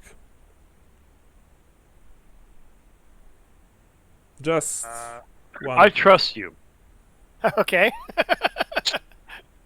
His last words. Less than I trust McLean. Or sorry, Oh. Johnson. Well, I just rolled it. We'll see what happens. Hmm? Oh no, I know. It's I just rolled it. yeah. No, It's It's 50%. the usual where Oh, god damn it. Okay. In that case, max power. As you are entering the car and you start hotwiring it, McLean, you've spotted that, like let's say you're almost in the middle of this like parking lot where all the cars are, but there's a car approaching nearby from one of the side streets, and from where you're standing, you're almost sure that it is a police cruiser. It drives very slowly. It doesn't have the police lights on. There's no whew, stuff like that. But you're almost sure that this is a patrol car. Where is the thing you stole from the military base? Right now. It's still in my. Well, actually, that's a good question. Yeah, do you have it with there you? is- I've still got my bag, so I've still got the notes. But that's it. Yeah. You have the notes, Okay, but so what you about got- lantern and what about the aluminium ring? Is it in the car? Okay, The well, lantern so and the this- ring should be in the car. Yeah, I think I would have left it in the car. Mm-hmm. not take it with me to steal a car. Okay, But, so so it's still in your old how car. how about we just roll a D100 and I'll make it easy. I'll roll a D10. Odds it's in the car. Evens I have it on me. Very well. Okay, sure thing. Is that fair? Absolutely. Yeah. Roll, Sean. It's on you. It's on you. You have it. Yeah, I'm holding it. Yeah. I'm holding a bundle under my arm. Yes. Which Or I hope actually, you guys are prepared actually, to make no, some no, no, no, difficult no, decisions no. here. Wait a minute. Put it in the bed of the truck. okay. While I have it, but I put my rolled up jacket with the shit inside it in the bed of the truck while I was popping the lock. Well, I mean, of course, you weren't popping a lock with while holding something like that. This is sure thing. But so if we're frozen in a moment in time, I have just popped it. He's going in to do it, and it's sitting in the back of the truck, and then I see the fucking cops roll. Yes, coppers. Is that fair? Sure. Absolutely fair. Yeah. So you see the cops. They're not very close to you. They are like few dozen meters away. But even though it's dark, let's say the night is pretty clear and there are lights here and there, so you see that you're 100% this is a police cruiser, and it's driving very slowly, and you know what that means. So only you see this, McLean. By the way, Power, you are busy hot wiring the car. Yep. Okay, so the first thing I'm going to do is I'm going to say, all right, act natural, it's the cops. Watch out, man, it's the pigs. Yeah. Oh shit. Have they seen you? Uh-oh, 5-0. So Did they see you? just keep on working. No, I don't think they've seen me yet. Well, I don't want to keep working because the moment I touch these together, it's going to start the car. Okay, well. You got to stick the aluminum thing in the ring with the writing on it up your ass. Can I cut it up first? Hey, you're not here. You can't tell. Yeah, Johnson, you're only just returning there. You're not there yet. I believe they call that a donut hole. All right. So I say, okay, just so right now, do we have the door open on the truck? Is that what's happening? Yeah. And Power is sitting Okay. in the front seat, in the driver's seat, and Yeah. he's preparing to hotwire this car. Okay. I am going to try. And is it light or dark where we are? Let's say, well, I mean, I guess you would probably choose a place which is nighttime, darker in the parking lot. Like you wouldn't hotwire a car under a lantern because that's really Yeah. fucking stupid. It's dumb. So Okay. so it's on the darker side, but remember, there are still lots of lights everywhere, and the night is clear. Okay, I am going to try. So I'm going to say, you can. I'm going to say I'm going to hide, and I'm going to try to get myself into the bed of the pickup truck, and lie down so they can't see me. I want a dexterity roll from you. Ooh, my dexterity is good. This is turning into an episode of Cops where, like, the meth head gets caught, like... What you gonna do? Uh, Hey, dex roll. you Yeah, have my a- dex is awesome. You have a dex plus 10 actually. Okay, so my dex is 75. So it's 85 in that case. Sorry, the way I have my window set up, everything is a pain in the ass. No worries. And then I have to do custom. I'm also just bad at this part. And 10%, and submit. Nice. Yeah, buddy. You very quickly, very smoothly get into Ninja. into the bed of the truck, and you lay right next to the lantern, which is wrapped in your jacket, the lantern in the ring. Once again, as you're laying right next to it, for a brief moment, you think that you feel the heat emanating from the bundle, but maybe it's just your imagination. Maybe it's just the heat that you are feeling right now because you are all nerves. You are just agitated from all the things that are happening right now. You are laying flat in the back of your of your soon-to-be truck. Agent Johnson, how are you returning? Are you returning like openly, or are you just trying to, use some kind of back alley stuff like that? Sneak your I thought way they in? were actually going to come back to the original car because I was going to follow them out of town and get rid of it. Okay, so you're just returning to the original car. I would like to see what is in the trunk of the car, though, that I could use. Mm-hmm. Is there like a screwdriver or something? I would like like worst for case? you to roll me basic luck test, Brian. Luck. Okay. Yes. Yeah, By the I'll way, take remember just about that you anything can right now. botch luck tests, and botching luck tests is very, very bad. Like, every single botch in this game is very, very bad, actually, but Nice. You breathe out a sigh of relief because the cops haven't yet found the car, or actually I did the car. As you were returning to it, you thought that maybe, they've already towed it or they are searching it, but no, it's still where you've left it, and there are no officers nearby. You open the truck. Yes, let's say that there's a screwdriver. I mean, Sean had a very good luck roll with the coat hanger, so let's say that there's also a screwdriver if you want. Sure, you have it. Okay, I grab the screwdriver. Mm-hmm. And what And then? that's the only weapon. Oh, so you use it Then- as a weapon. Yeah, I Oh. have to shank a cop if need be. Of course, of course. Is Agent Johnson gonna have to shank a bitch? Mess with Flamingo, you get a stabingo. I'm gonna have to break my code today. Yeah. Stab a fool if you need to. Of course. Yeah, sure. You hide the screwdriver in probably your pocket or A something. jacket pocket or something. Jesus Christ, this is Are this is vegans getting allowed to getting stab dark. people? I mean, this is getting really dark. Mason, sorry, Power. Try. You Yeah, want to what up? hotwire it? Yep. By all means, please do. You have some kind of skill for that. I have craft electrician. Then you have plus 10%. Got it. Actually, plus 15 because it's an old truck. So let's make it Oh, easier. Shit, one sec. Where was it? There it is. Custom. Man, this is awesome. I'm loving this There session. we go. Yeah, excellent. It just takes a moment, a literal moment, and you hotwire this old, beat down truck. The engine starts. I mean, I've never driven one, but I presume that they are pretty loud. They're pretty loud. They're not Yeah. bad.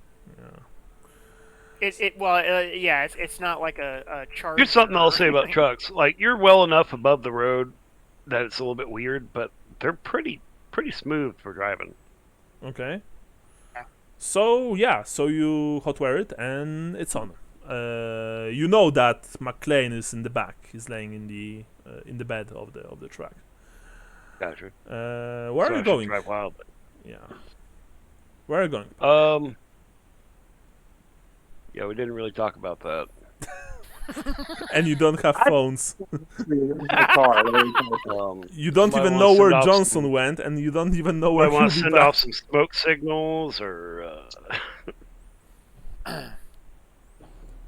well, That's what I thought we were doing. I thought we were coming back to the original car once you guys found. Mm. I'm gonna That turn was the on- original plan, but who knows what's happening now? I mean, if I recall correctly, one of you or two of you were supposed to steal a car, drive out of town with the older car driving behind you, and then ditching the older car along the way. So Yeah, that's- you guys probably know that you are supposed to return to your old car because that's logical, especially since you don't have phones. That said, Johnson didn't told you where he went. But again, you probably guess I that did he. come back to the car. I mean, Yeah, I'm you, there he did. right now. yeah, you guess that he'll probably back to the old car. gotcha. I guess we'll just sit here for a bit.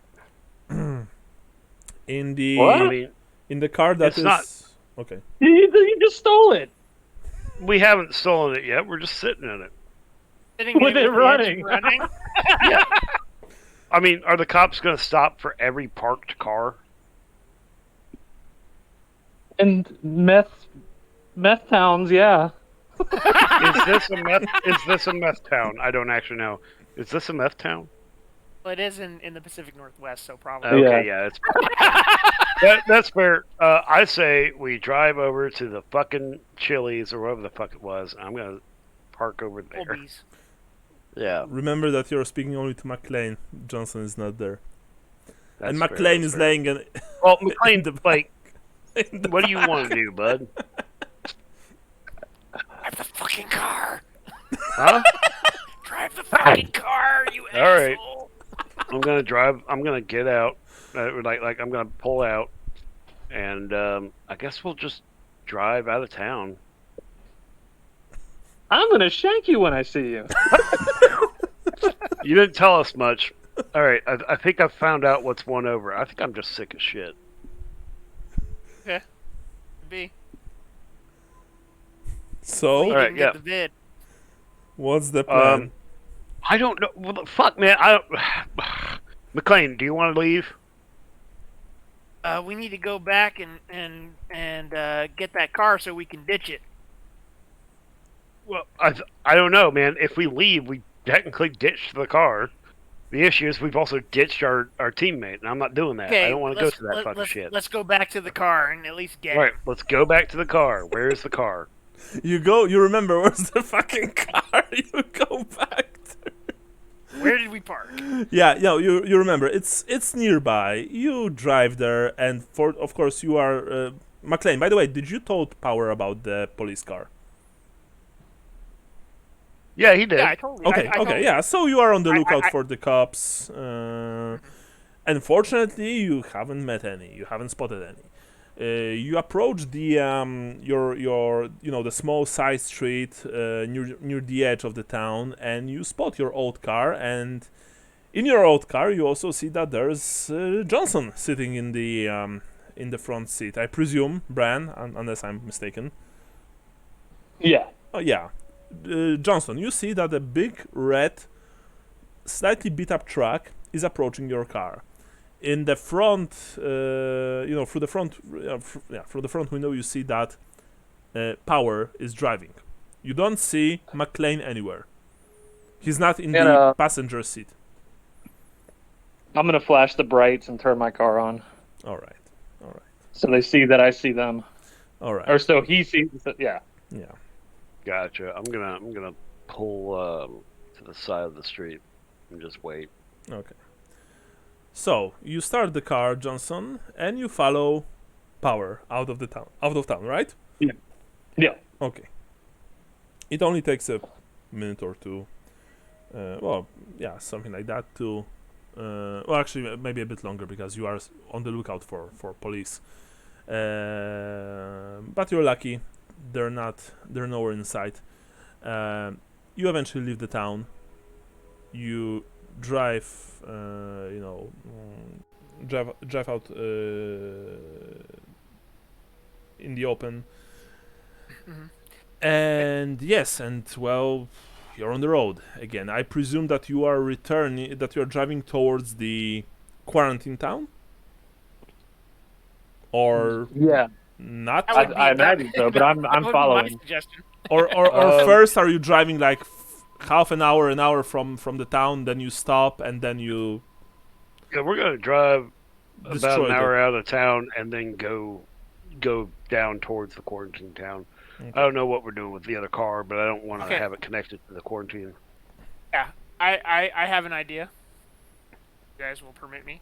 Sure. No, Let's find a way, instead of burning it, which will draw attention. Let's find some river, pond, lake, and let's submerge that shit. And that'll That's take a care of good all our idea. forensics. I'll take care of all our forensics and hide the car. I'll be back in 2 minutes. I gotta get the baby outside. Sure. So I'm going Okay. to the bathroom very quickly. Yeah, he sounds left good. his baby outside. We're playing traffic. That's- Human Frogger, got it. I'm gonna step away from the AFK. All right, yeah, I'll be back in a minute.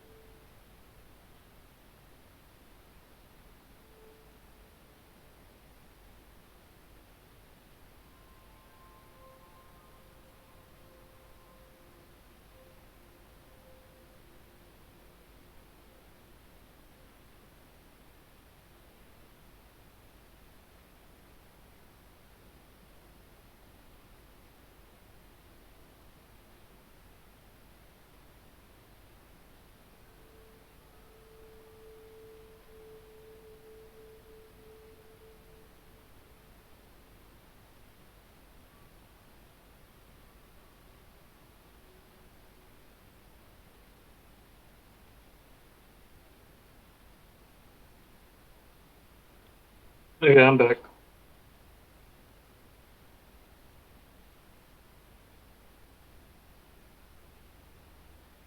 Cool.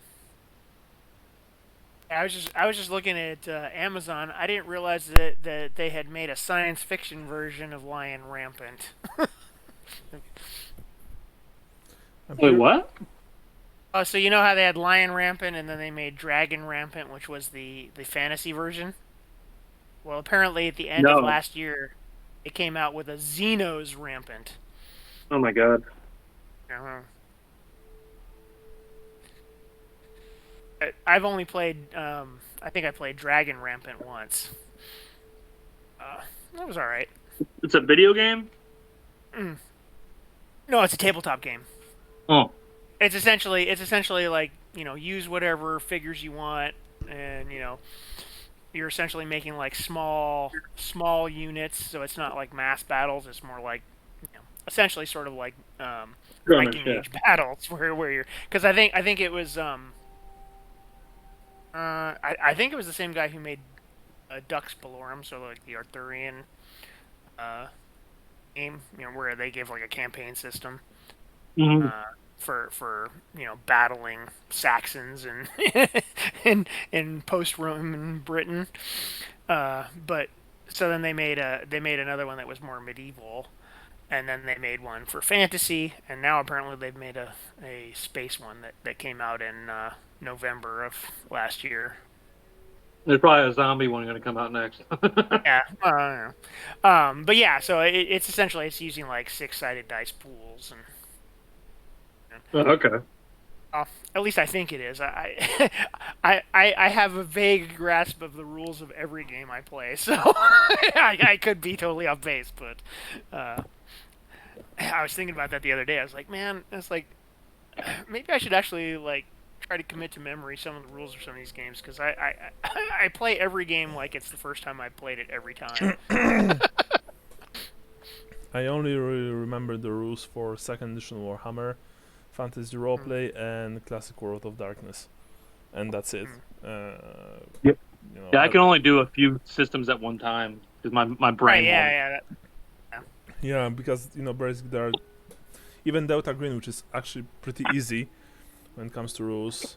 I don't remember most of them, I think, and I've read the entire thing.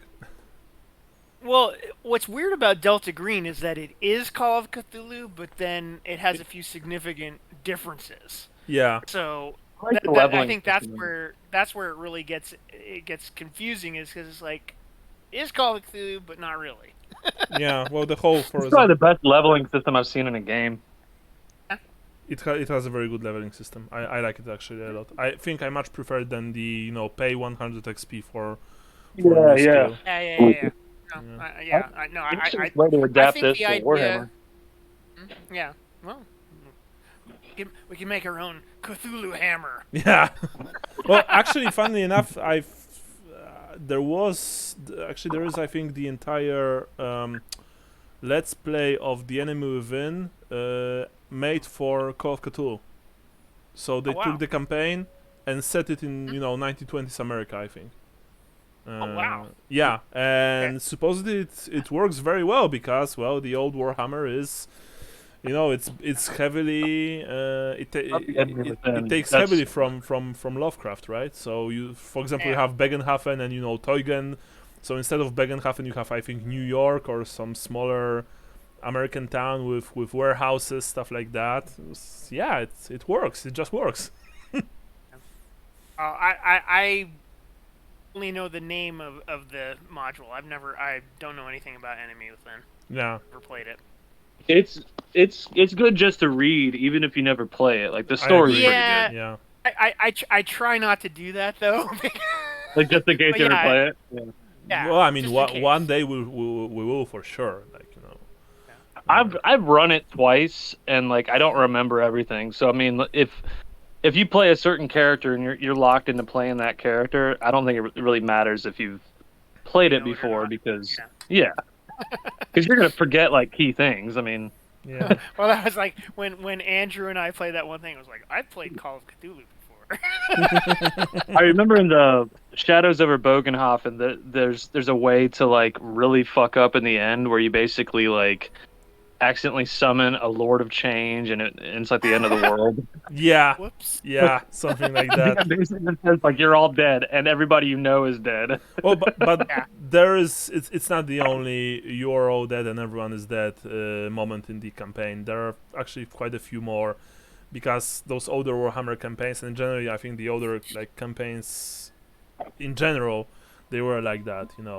Yeah, there's like a clear wrong path. Yeah, You know what I mean? you can fuck it up completely. Well, that was the thing though. The Thousand Thrones. Yeah, it also yeah. It also has lots of stuff like this, especially at the very end, where you really don't have a clear good ending, and even the writers say that there shouldn't be a clear good ending for the Thousand Thrones. Like, Right. Well, that's just it. I was like, we were on the right path. It didn't matter. yeah.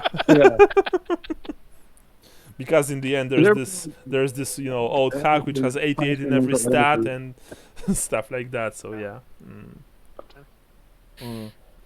You were saying something, Brian. Sorry, I think I've cut you off. Oh yeah, the Thousand Thrones. We had all of us had like conflicting mental illnesses at one point, like at the end, and like couldn't even do simple tasks without fighting, and we just had to fight to the death. Which was, which was pretty awesome. And I mean, Cadveo at the end, when I remember his stats, he was essentially like almost a greater demon stat-wise, or at least a very powerful demon prince. What was that mutation? Yeah, with metal skin, which merged with the armor, which was actually quite insane. Yeah, you know, it was like when we return to Warhammer, we'll probably start with something on a smaller scale, you know, something more down to earth than earth-shattering kaboom. I'm guessing, you know, few scenarios which are just, you know, travel from town to town, maybe stuff like that. I think it could work. Yeah. Oh, I'm going to try my best to play a non-combatant character. No, don't do this, please. I want the return of One Punch Man.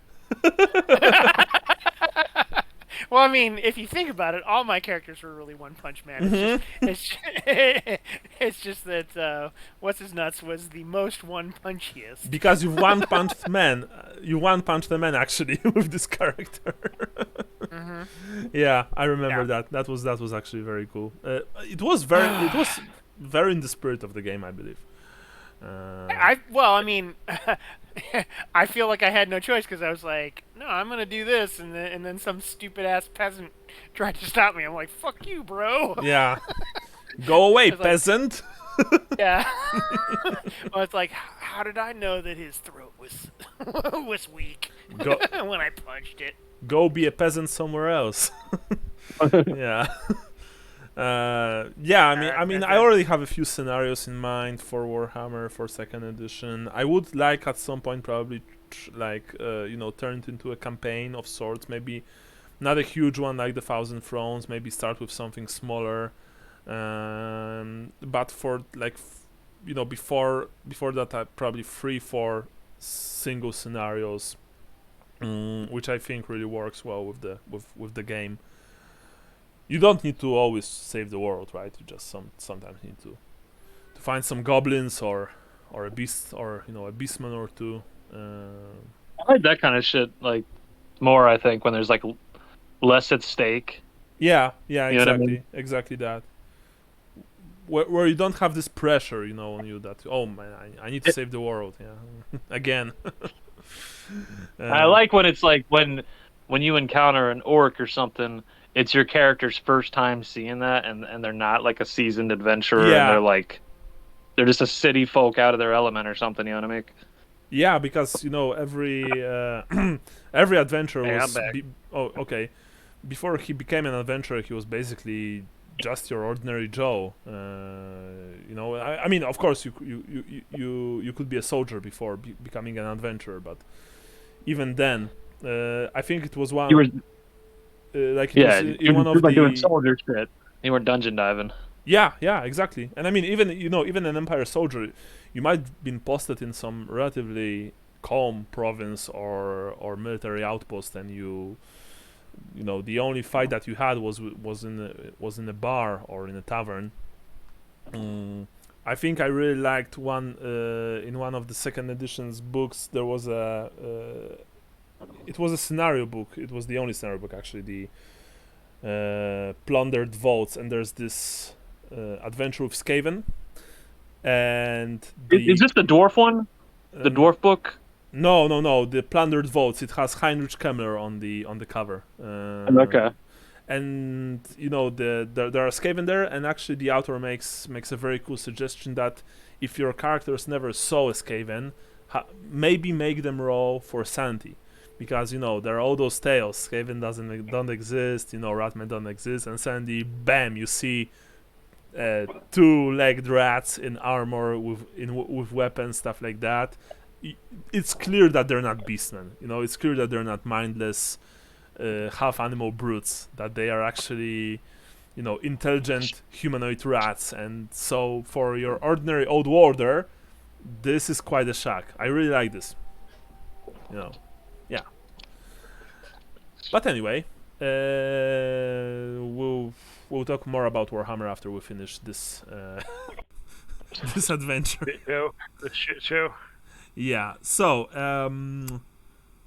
if you guys want to talk about what to do with the car, then I presume that you stop at some point outside the town, like an hour drive or half an hour drive out of town, and then you just discuss this, because remember, you don't have phones. So, please, speak between each other. If I see the first car pull over, I'll pull over behind him. Okay.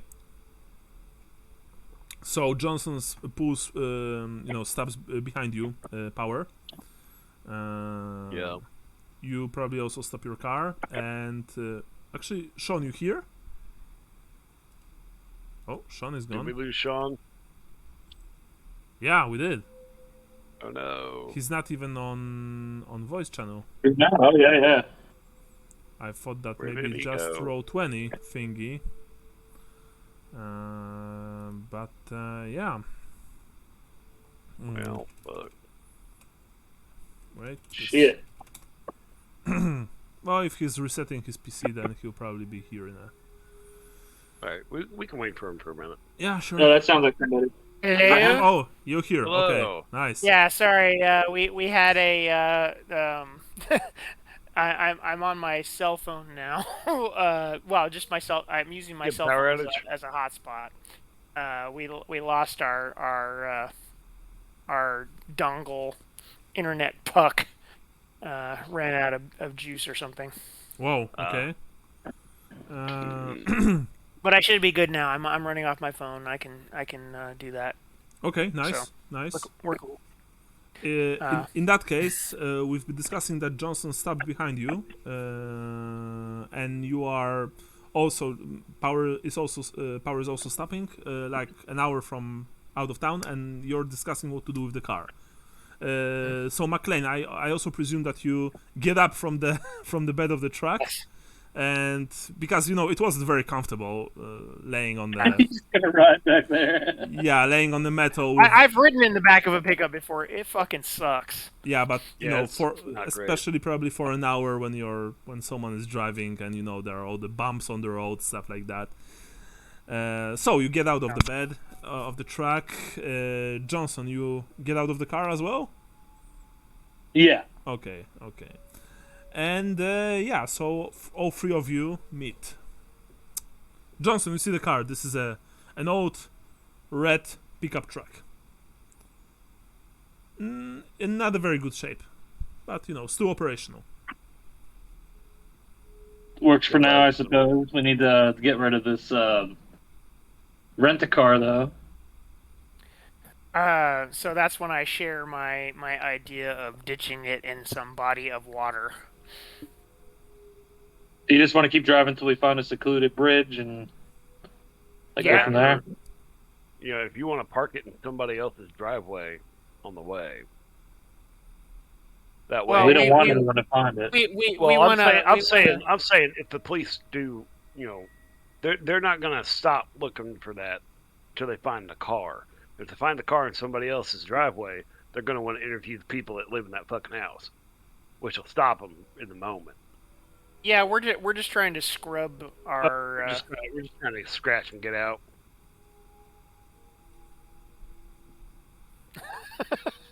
Hello. Yes. I'm here. I'm All just right, in that waiting case- for. We have a body of water. Okay, so Johnson, you're cool with that, right? Yeah. Okay. Sounds like we're finding water, right? Yes, you need to find a body of water in which to ditch the car. How hard would it be? I'm curious. To sink a car, like out of character, it's a lot harder than you think. It takes a long time. Okay. Oh, just to out of character. It takes a long time to sink a car to destroy evidence. No. I don't know how I know this. I watch a lot of true crime. But Sure. why exactly? Because it's slowly going under, or why? Because there's so many pockets of air. Mm-hmm. Like even on Oh. like not just the cab of the car, but like under the hood and everything. There's so many pockets of air that it'll actually float for a while before. Okay. But you know, I was watching a movie where they tried sinking a car and it just floated and it made things worse. It was like Yeah. in the movie.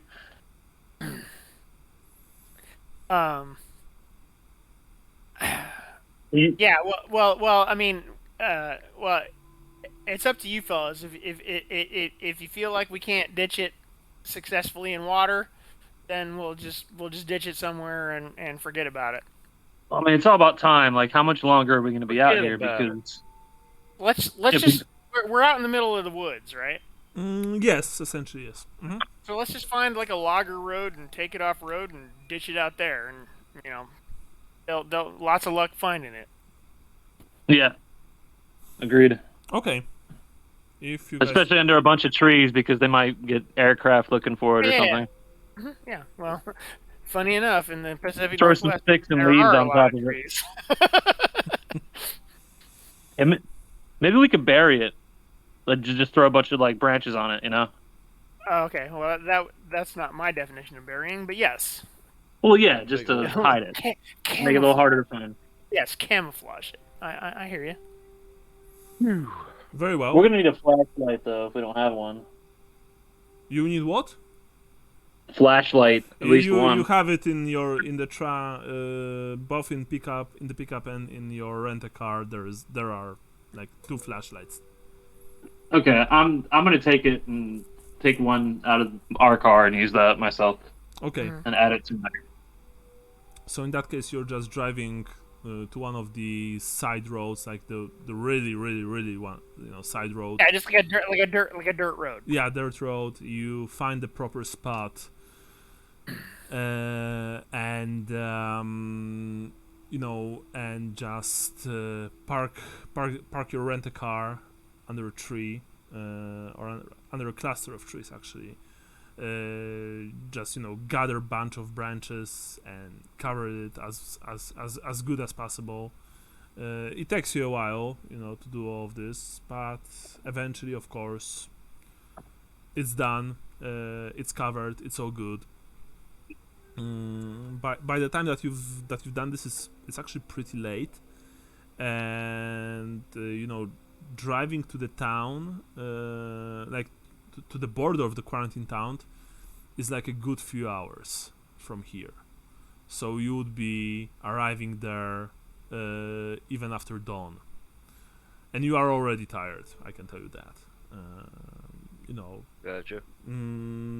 So my question is, who's driving in the front? Because there are 2 seats in the front. Of course, Power is behind the wheel, but who's sitting right next to him, McLean or Johnson? I'll sit in the back. So you sit in the bed. All right, very well. It's a truck. Shit, that's right. Yeah. I would imagine that this style of truck is a bench seat, so all 3 of us could sit in the cab. Okay, so in that case, sure, all 3 of you can sit in the cab. So my question is, who's holding the bundle? McLean? Yeah, I'm still holding the bundle. All right. So my final question is, are you guys driving all the way to the town, or are you just staying in the Holding car. in the car, sleeping in the car, in the middle of nowhere, like on some backwater dirt road? This might make more sense sleeping out here than finding a hotel. And definitely.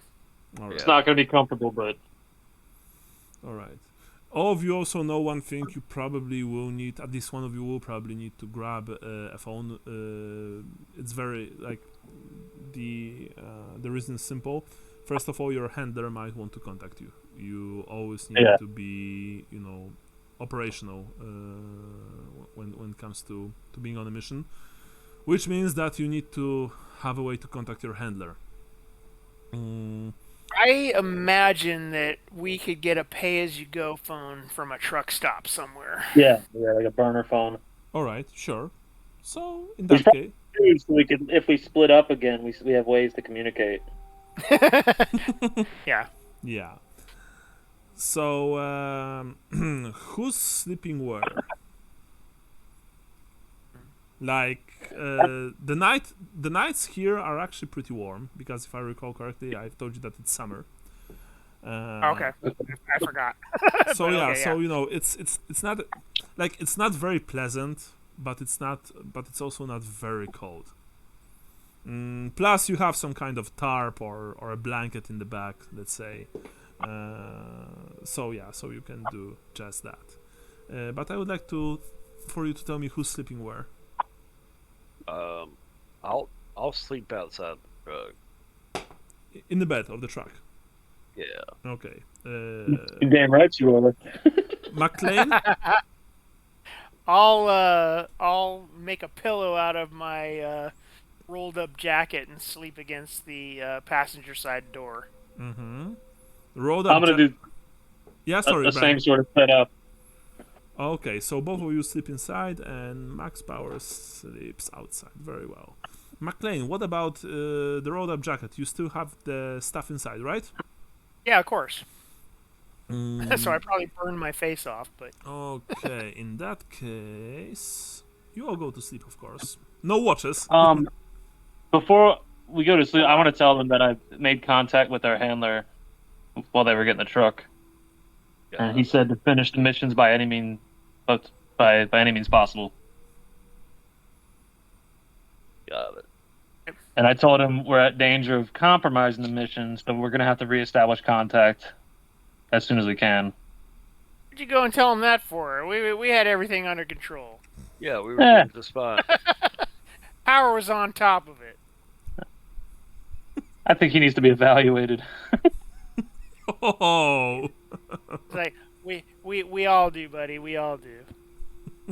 That's why that's why we work for the organization. Wow, shots fired. Nice. Okay, you all go to sleep, and you all dream. Although, while Johnson and Power dream about some insignificant things, McLean, you have a completely different set of dreams. I would like for you to roll me your power, which is 45. Yeah, buddy. First of all, you're the only one who's not complaining about the cold. In fact, you are pretty warm when you sleep. Sweet. Power. There we go. Yeah, 45. 45. With no modifiers. Yeah, okay. Oop. Oh! Ouch! Good thing that's not a double. Question. Okay. In that case, you dream about a forest, like the one that you are in right now. The forest is dark, and it is, of course, in the middle of the night. You want to go home. You want to get home to your kid, to your wife, but you don't know the way. Fortunately, you have a lantern. It's an old thing, an unassuming one, really, made of bronze with some strange symbols carved into it. What can go wrong? You open the lid. Uh-oh. And you look inside. And you see the flame. And in the flame, you see a single eye staring back at you. Lose 1 sanity point as you wake up, and you don't get any sleep for the rest of the night, which means that you will be exhausted for the next day. Actually, sorry, you know what, Sean? Roll me sanity. If you fail, you lose 1 point, but you'll be exhausted anyway. Yeah. No, I get you. So roll me your san, which I believe is 20 something. It's shit. Yeah. My san is 28. Let's go, baby. No. Boop. And submit. You lose Nope. you lose only a single point, Right. and you wake up shivering. With it's almost like, when you were dreaming, you felt this nice warmth, but when you wake up, it's like you've been ditched in freezing water. You can't stop shivering, and wherever you look through the glass window, you think that you see in the distance between the trees. You think you see the flame with this single eye in it, just staring at you. It's always there, but it's also not there. It's like you want to see that it is there, and you can't turn this thing off. Eventually, when the dawn breaks and Johnson and Power, you wake up, you see that McLean is just, he has this grayish face, he has baggy eyes. It's clear to both of you that he hasn't slept at all. Like, completely at all. Yeah. And I don't remember exactly what exhaustion does, but it's like -20 to everything or some shit like that. Yeah, I think so. Yeah. Sorry. You lose 1d6 willpower every con in hours you work. After working con in hours, you are exhausted. You suffer minus. You don't lose willpower, like, don't worry. But you only get -20% penalty to all skill, stat tests, and sand tests until you get a full night's rest. So that's the only thing that you get. Okay, so -20. Okay. Yeah, but you don't lose willpower at all. Anyway, you drive. Who's driving, by the way? By the way, also, you're all hungry. Very hungry, actually. You haven't eaten a proper dinner yesterday, and, you haven't eaten anything today. All of you are starving. So... Let's find this truck stop so we can get some phones and some food. Get our truck stop nachos. Yeah. with the canned cheese. The canned cheese, and we got to get the hot dogs off the rolling metal thing. Hey man, don't shit on those. Sometimes that's my breakfast. Or the microwave burritos. 4:30 in the morning, you're too lazy to cook, so you just go to the gas station, get a hot dog, and go to work.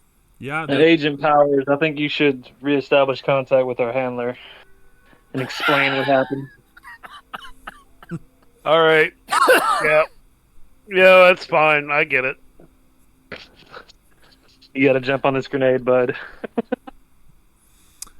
You drive to the nearest truck stop, to the nearest gas station. McLean is just, mumbling something under his breath. You are holding the bundle on your lap, McLean, and sometimes you swear you can feel the heat emanating from it. But probably this is just your feverish imagination. You feel all dizzy and, and lightheaded.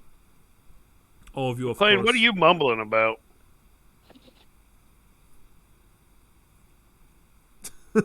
McLean is... Yay!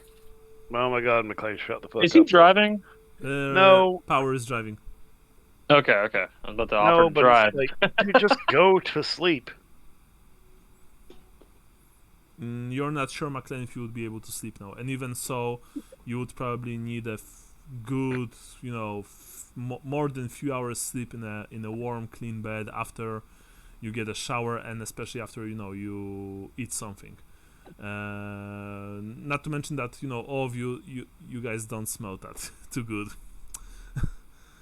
Good thing there's truck stop. What is it? We got a Lucky's. Unfortunately, you can get a shower at a truck stop. We got Bucky's coming up. Love's a pilot. A Love's? Yeah, it's probably a Love's. Love's is goddamn everywhere. Flying J. South of the border. Yeah, probably got a Love's. Yeah, no, we're not south. We're pretty northwest, aren't we? So it's probably a Love's. Yeah. Eventually, you reach the truck stop. For convenience sake, let's say that there's also a payphone here. You park your pickup. You are, of course, all relieved to see that there is not a single patrol car here. There is, however, some sort. Would they have a diner here or something like, a place? Usually something. Absolutely. They probably have like a I don't know, like a Subway built into half of this thing or something like that. Yeah, they usually have. Or like a Long John Silver's or something. Old, like Denny's type restaurant. Oh yeah. Okay, like if you go to They don't have Waffle House that far out, do they? Waffle House is only on the east, isn't it? Well, they have them in Texas. Is that east? Okay, so it's in the south. Okay. I don't think it goes out that far. I guess it'd be like a Denny's or a Huddle House, yeah. I feel like they don't have Waffle Houses in the Pacific Northwest, but I don't. I do want to interject real quick, and I love these little moments because I'm just like, Michael's sitting there just confused about this weird talk of Americana that we're having. It was like, oh, it's in the Northwest. It's probably a love. So those are goddamn everywhere up there. Yeah. Well, you can run Delta Green in countries other than US. It's just like I know the current guys, like the current agents, are like run by a handler from the US. So I could run it in Warsaw, for example, and then that would be funny. But it's all right, buddy. We love you for it. Yeah, I love you too, guys. And I'm learning so much about your country, and I always like this. So it's a fucking mess over here. It's a fucking mess here. Well. It's mess everywhere, I believe. So Yeah. Anyway. All right. My dad keeps on wanting me to ask you about the Polish-Lithuanian Commonwealth.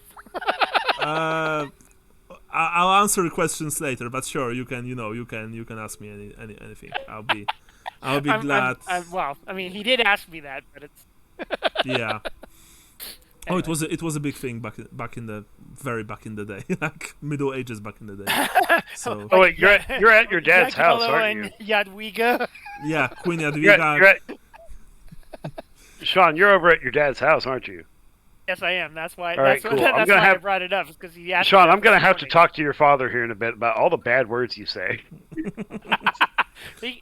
Well, actually, he's a little bit deaf, but he can hear me. Queen Jadwiga, King Jagiełło, and his brother Prince Witold. Yeah, sure thing.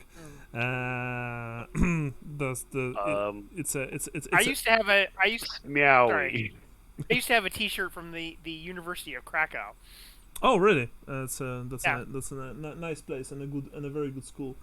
Uniwersytet Jagielloński. Yes, Jagiellonian University. Yeah, our current president, the candidate, he has finished it. So yeah.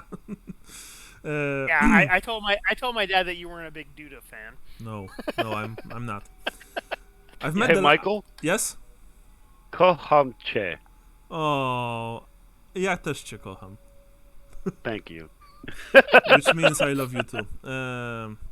Anyway, I thought you were gonna say chudge. You stop at the truck stop, and what? Power is going to call from the payphone, or are you just going to buy the phones in the shop? I'm gonna first off priorities, bud. I'm gonna go pee. I'm gonna get my truck stop nachos, a triple shot Starbucks, like canned Starbucks, and then I'm gonna go find a phone. Roger. What about you, McLean? Like, remember, you're exhausted. It's not like you're catatonic. You can operate normally. You're just very tired and very grumpy. Would a shower help the modifiers? No. Only full night's rest would help him in that case. Okay. But I will book a shower, and then I'll get a 20-ounce coffee. 20. All right, sure thing. You've booked a shower. You've been given the keys. How many milliliters that is? That's how much? 2 liters? No, it's not 2 liters. I'll look it up. Okay, because I have no idea how ounces look. 20 ounces is 1 liter, isn't it? No. It's not? No, because so a quart is 32 ounces, and a quart is like 0.9 liters. Oh, okay. Okay, gotcha. At least ounce. No, I don't want ounces in a gallon. God damn it. And what about you, Johnson? What are you doing? Is anybody getting the phones? No, you don't think that they do. Somebody get the phones, because I have to get other things, and if I get it all together, it's gonna look weird. So somebody get the phones. So a 20 ounce coffee is 591-ish milliliters of coffee. Ooh, okay. My Here, God. McLean, you buy a phone and I'll buy a phone. Okay. And yeah, I'm because just I don't like, want it to look weird. Like, whatever you say, buddy. I buy a Cricket land phone. Okay. I'm gonna buy a just- few just random because we're articles all- of clothing. Just because we're all going on this, I would like to point out that Michael or Michal, Michael, how much do you have like a Starbucks or some sort of Starbucks knockoff over there, right? No, I mean we have Starbucks, but we Okay. mainly have like Costa. It's part British, I think, part German. I don't know what the regulation is there, but how much caffeine would you say is probably in like a canned coffee over there? I don't know, but every time I'm buying coffee from a place like that, which is not often because I prefer to just drink coffee at home, it's always too weak for me. Then again, I drink about 10 coffees a day. Okay, Yeah. so the fucking canned coffee that I sometimes get is 225 fucking milligrams of caffeine. Which is, I presume, That's a lot. lots. That's like 5 times as much as a cup of coffee. Okay, gotcha. Jesus. I didn't know it was that bad. Fuck, man, I'm really drugged up. Did I tell All you right. guys about the time my dad was ingesting lab grade caffeine? Oh my god. Lab grade? For a while. There is something like that? Yeah. Okay. Yeah. Like, Well, I mean, like, to Yeah, be what- fair, I've had lab grade capsaicin before. Oh. It's really My. not. It's not as hot as like some of the peppers I've eaten. Okay. Like pure Okay, well, there you go. capsaicin isn't nearly as hot as capsaicin in something. Yeah. Okay. Wow. No, Anyway, I couldn't. yeah, I couldn't taste it. My parents were scientists their entire career, so. Gotcha. You tell them one of Microbiology. your buddies Anyway. here is a chemist. I did. Oh boy. You're so proud of your friends. Yes. Anyway, yeah, you Yeah.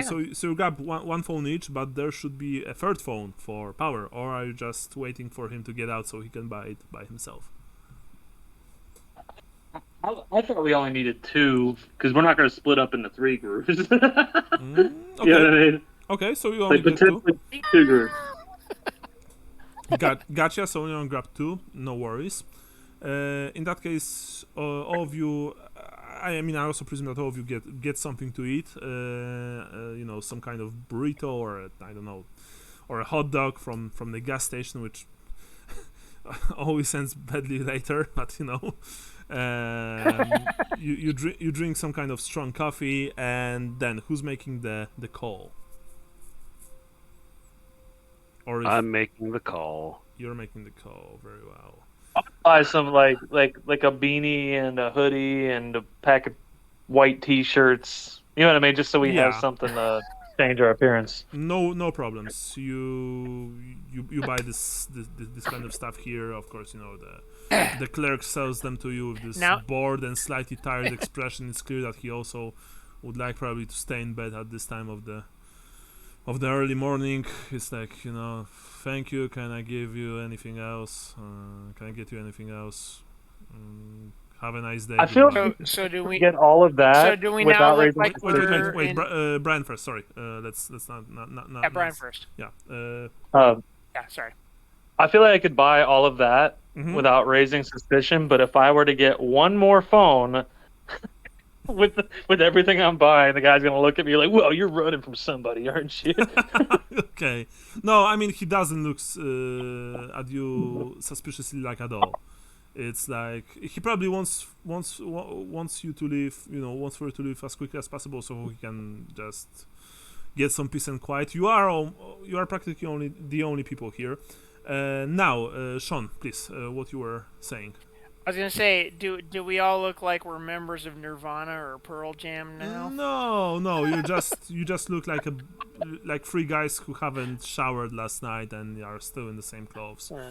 But if you are, Well, know, but I mean, he's buying new clothes, so we're not in our suits anymore. Is what I'm getting. Sure. At. We're in more. I'm gonna start looking homeless though with the Ru- close I bought, so we need to be rustic careful.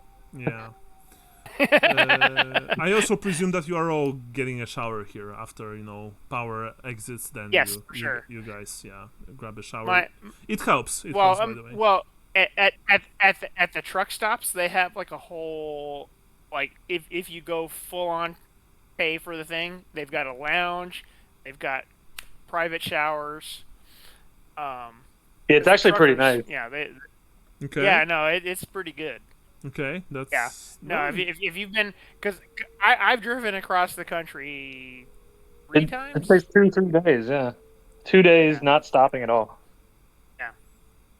So Yeah. Sure. 2 or 3 times. So yeah, it's but yeah, the point is that you can.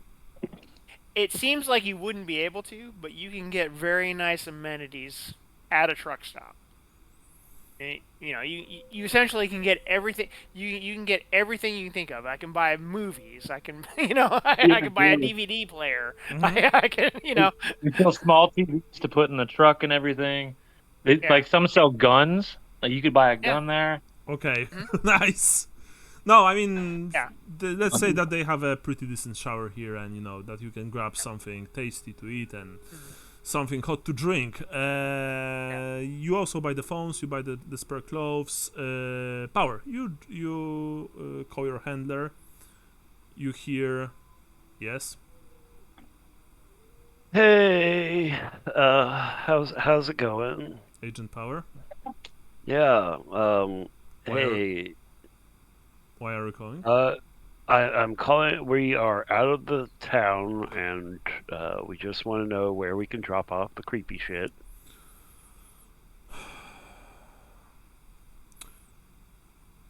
Hello? Approach the quarantine town from the south. There's an old abandoned gas station there. Leave your car for an hour from 11 a.m. to noon. Got it. Leave the package in the bed, in the bed of the pickup truck.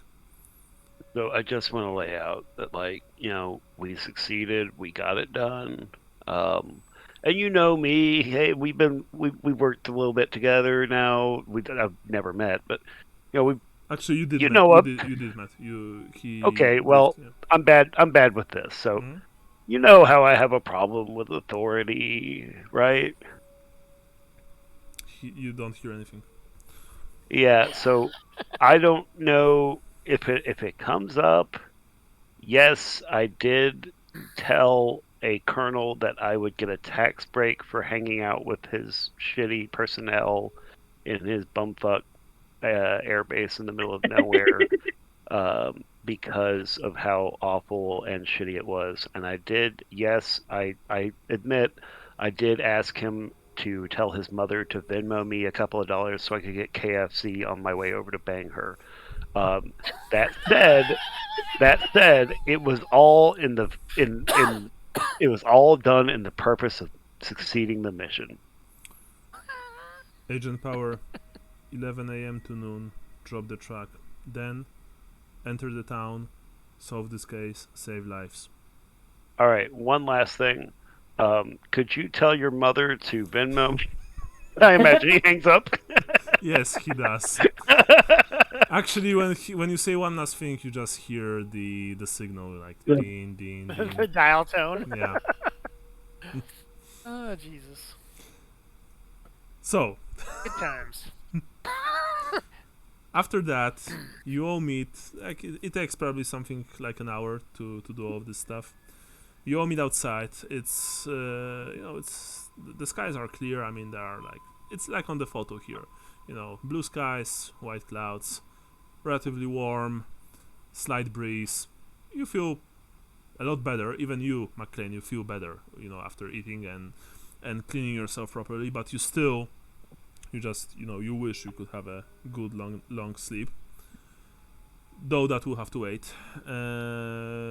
McLean and Johnson, you look probably expectantly at Power, waiting for him to tell you. Yeah, so we got to drop the car off at an abandoned gas station on the south side of the quarantine town and leave it. there with the creepy shit in it for like an hour from like I don't know something like 11 o'clock to noon or some shit. So I say we go, we drop it off, and we just go find some lunch and then come back. Sound good? Well, yeah, except we're gonna be on foot because we're leaving it in the truck, right? Yeah. All right. Quarantine town, is it open? You guys know that you have credentials to enter the town. Yeah. Even though we look like we're in Nirvana. Yeah, but you know.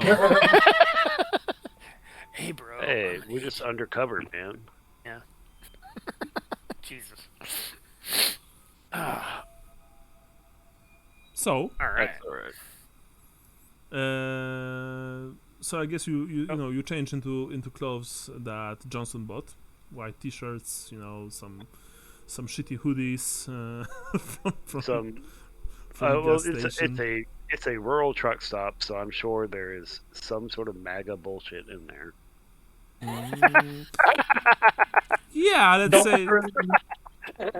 Yeah. Let's say there is. I get the "We the People" hoodie.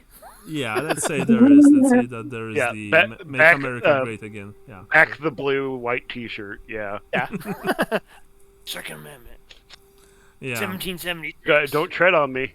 Yeah. I'm a The big gas flag. I'm a big pussy. Don't tread on me. If you want this gun, you have to pry it from my cold dead hands. Yeah, there you go. Yeah. I'm sure there's a lot of what is it? Fuck. All of a sudden, I was gonna say it and then I drew a blank. What the fuck is all like the fucking MMA wear? Oh yeah. Tap out. God, yeah. Yeah, I get a tap out shirt. Oh my god. Oh, MMA. Okay, nice. Yeah. Can you smell what the Rock is cooking? Yeah, exactly. Yeah, I've got some some Macho Man Randy Savage. Don't fuck with me. I have an Ed Hardy T-shirt. Some gold dust face cream, that kind of stuff. Yeah. Mm-hmm. And with that, you hop back into your car. Again, Power is probably driving, I presume.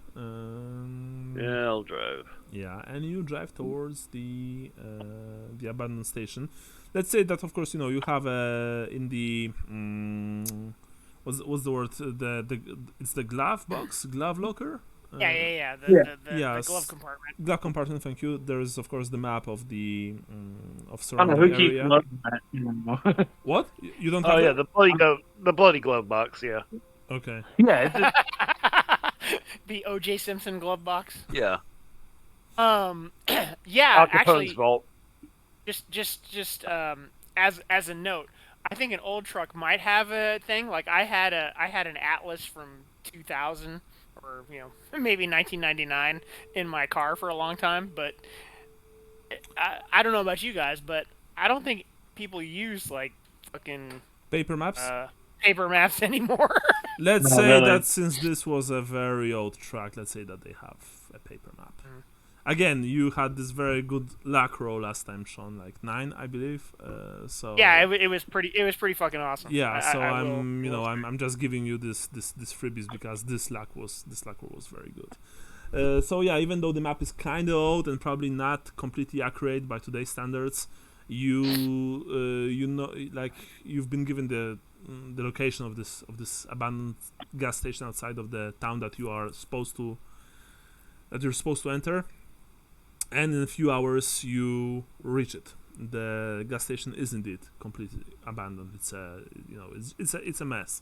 It's probably been like this for 15-20 years maybe. The building, if it's still in use, it's probably by some kind of local kids or maybe crackheads or stuff like that. So we park the truck right next to an empty what's the word in Polish we call them distributors, like the the Yeah. gas No idea pumping what that is. things. Yeah. But I think Pumps. they're just gas pumps in your in English. Yeah, we just call them pumps. Yeah. So you park your car right next. Petrol penis. Petrol penis. Petrol penis. Okay, nice. You park the car right next to a petrol penis, and McLean, you leave the bundle in the back in the bed, or Actually, no. Yeah? Well, yeah, no, I do leave the bundle because we've changed clothes completely, so I don't need my jacket anymore. Yeah, So I want have to this ask you. cool We the People hoodie. Sure. And what? You are walking somewhere else, like taking a stroll, or just What's around here? I mean, nothing? Forests all around. It's well, it's in the middle of nowhere, essentially. Well, boys, are we walking into town now, or are we just waiting till they pick let's it just up? leave the call and never come back for it. Yeah, I personally vote for that, but I would take anything, wipe it down as best you can. It's actually the town is actually relatively pretty close, so I think we should just stroll into town and see what we can see. Oh, and what's going on with the papers? Did you leave the papers with that stuff too? Yeah. Power? Yeah. You remember what was in the papers, so if anything, you like the basics that I've told you before. You still know them. That's so but the symbols, evil spirits, stuff like that. No problems at all. You approach the town, and you walk out on the side of the road. Of course, it's calm, it's quiet. You only hear the sounds of forest, the sounds of birds. Eventually, as you see buildings in the distance, you also see much closer to you multiple cars, creating this sort of a barricade on the road. And there are men standing right, in front of them, in dark jackets. There are also among them there are also men in hazard suits. Well, you know what I mean. The suits with their own oxygen supply, stuff like that.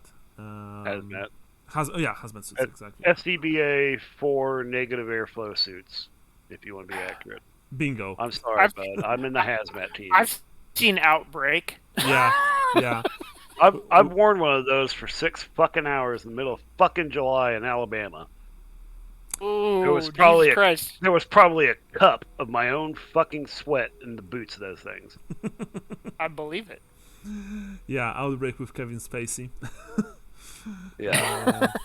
Yeah. Was it Kevin Spacey? There was Kevin Spacey, but he dies in the movie. Okay, I was gonna say, for some reason I thought Outbreak had what's his nuts? Donald Sutherland, yeah, but he was the main bad. Donald Sutherland? I thought it was Dustin Hoffman. Am I thinking of a Dustin different Hoffman movie? was in the movie, and he's the big good guy, the main good guy. Yeah. Okay. Yeah. Okay. Cool. It's a good movie actually. Fun fact. I ran into his daughter a couple times at parties during high school. Is she okay? You ran into her. Hoffman? You mean Alex Hoffman. You mean okay. Alex Hoffman, yeah. Nice. Oh, you know all the cool people, Sean. Well, I mean, I don't know that I Walken. knew her. Your dad? No. Sorry, what were you saying, Brian? Huh? No, Brian was saying something before, and I didn't got it. What it was? Oh, I think I was just adding to it. I don't remember what I was saying. It wasn't important. Okay, sure. I also met Matt Dillon one night at the after hours disco, where I met the guy who killed the guy with the hammer, who was played by Macaulay Culkin in that movie Party Monster. Okay. What? Nice. I'm Michael Alec. What? Before he killed a guy over cocaine. Jesus You don't know Christ. about that story? No. I'll tell you guys later. Okay. Let's play games. Yeah, sure. I mean, it's not that long, but it's long enough that we should continue with the game. Sure. You approach the cordon as you actually approach, the line of men and vehicles. You see that few of them, actually 3 of them, approach you. And when they approach you, 2 of them, are Caucasian. 1 of them is black. One of the men says, "Excuse me, sirs. This is a quarantine zone. You can proceed further. CDC official business." And they look at you expectantly, like, no. Yeah. You're all quiet, and they even look at each other The strangely. rain Like, in Spain falls mostly on the plane. what? Fuck. Oh man! One of them says, Code "Oh word man, is- those guys are drunk, right? They're drunk. They're fucking drunk." No, they don't look drunk. Come on, man. Says Dude, another one. We're just real fucking tired. The guy who was speaking to you says, "I understand, sir, but this town is off limits. You can enter. Please turn." Digging around for my thing, hand him my badge. He has this exasperated look on his face, but then he looks at the badge. He looks at you. He looks at at the other 2, at McLean and at Johnson. Can I see your ID, gentlemen? I get my wallet out to show him. Mm-hmm. McLean? Yeah, I hand my badge over, Sure. or whatever my ID is. Yeah, you have this fake IDs, given to you by your handler. The guy takes them. He takes out his radio, and then he, says, you hear him saying, "This is actually, this is Mathis. This is Elliot Mathis. I have 3 men here approaching the quarantine zone. It's those 3 that we've been briefed about. You sure that I can let them in?" Roger that. Very well. All right. He gives you back your IDs, fake IDs. Well, I'm quite surprised that you've walked here, but it's not my business. Yeah, boy. He looks at you very Good cardio. strangely. Yeah, boy. Just so you know. We're going green at the department. Excuse me, sir. Come again. I'm a man. I said we're going green over at the Department of Homeland Security. He doesn't laugh. Before I let you in, just so you know, you can go in, but until we drop the quarantine, you can get out. There's supposed to be some of these suits waiting here for us. Yes, you will get Gnarly. suits, but even with them, we don't know what we're dealing with. So once you're in until we decide that it's all over. I presume that your bosses told you that in Homeland. I guess. Of course. Very well. Of course they did. Yeah. I flashed a look at Power. Dude, I'm just fucking tired, man. Well, sir, I suggest that you all be on your toes. The 2 foresters that were admitted to hospital with high fever, you know that they've passed on within 24 hours. And the members of the bomb squad who were taking who took this device on the forest, they've also passed 2 days ago. We're not sure what we're dealing with. We are trying to keep a tight wrap on the news, but this is something of an unknown biological or chemical payload from the Second War, from the Second World War. Just so you know, at least we believe it is. But I'm not going to keep you any longer. You have your job to do. Please follow me. You will be given suits.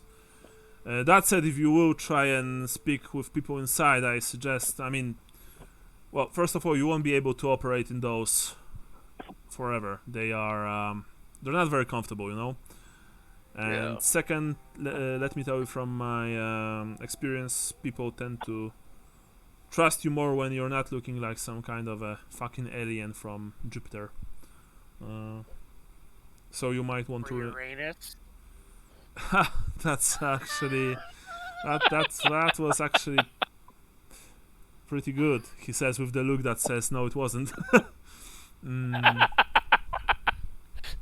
Yes, or from or from this planet.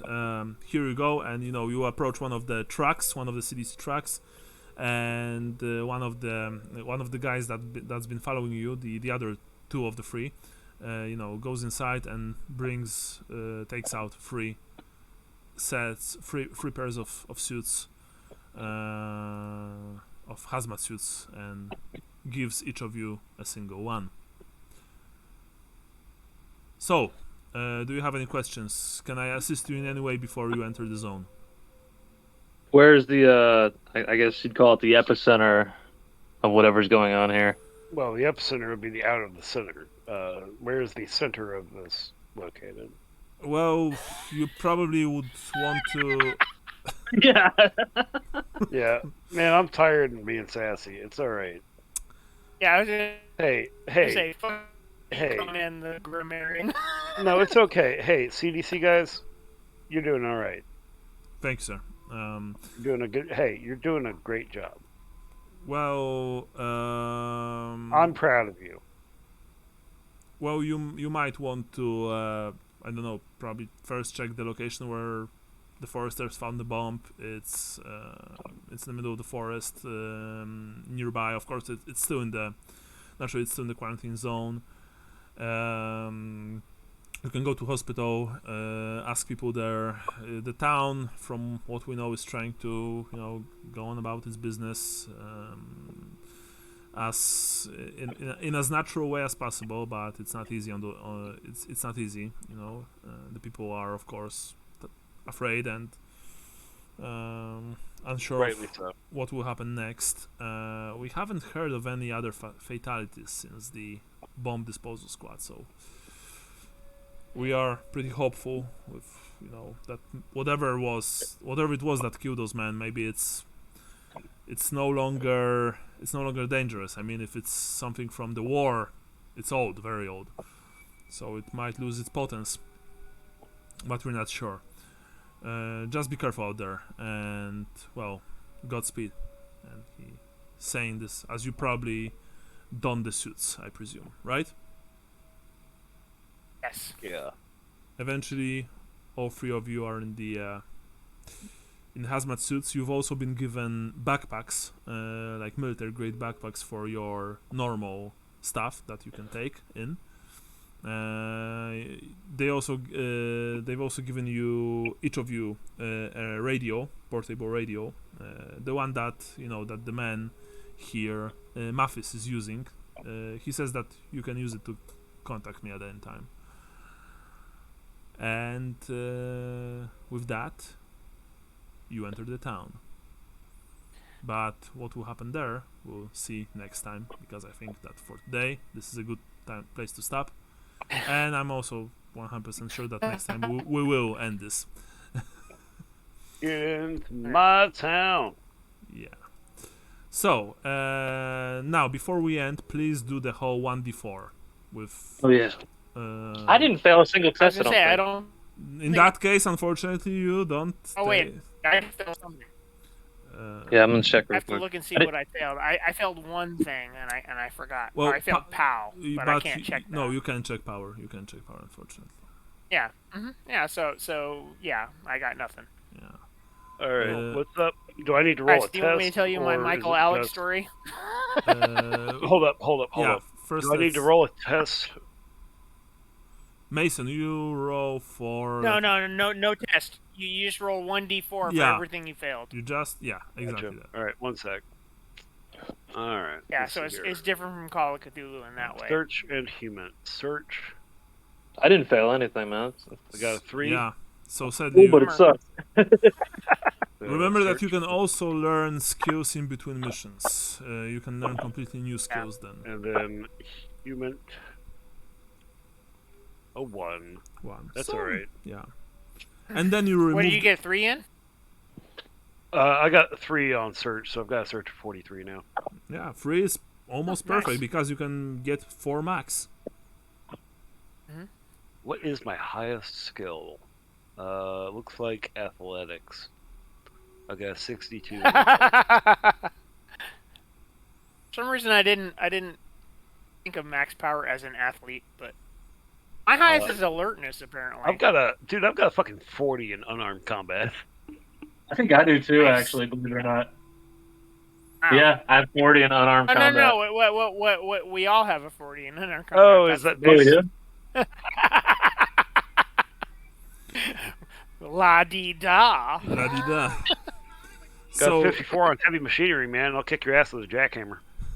Yeah. so anyway, in that case, we'll finish now. And the next time we'll almost certainly be ending this. Hopefully.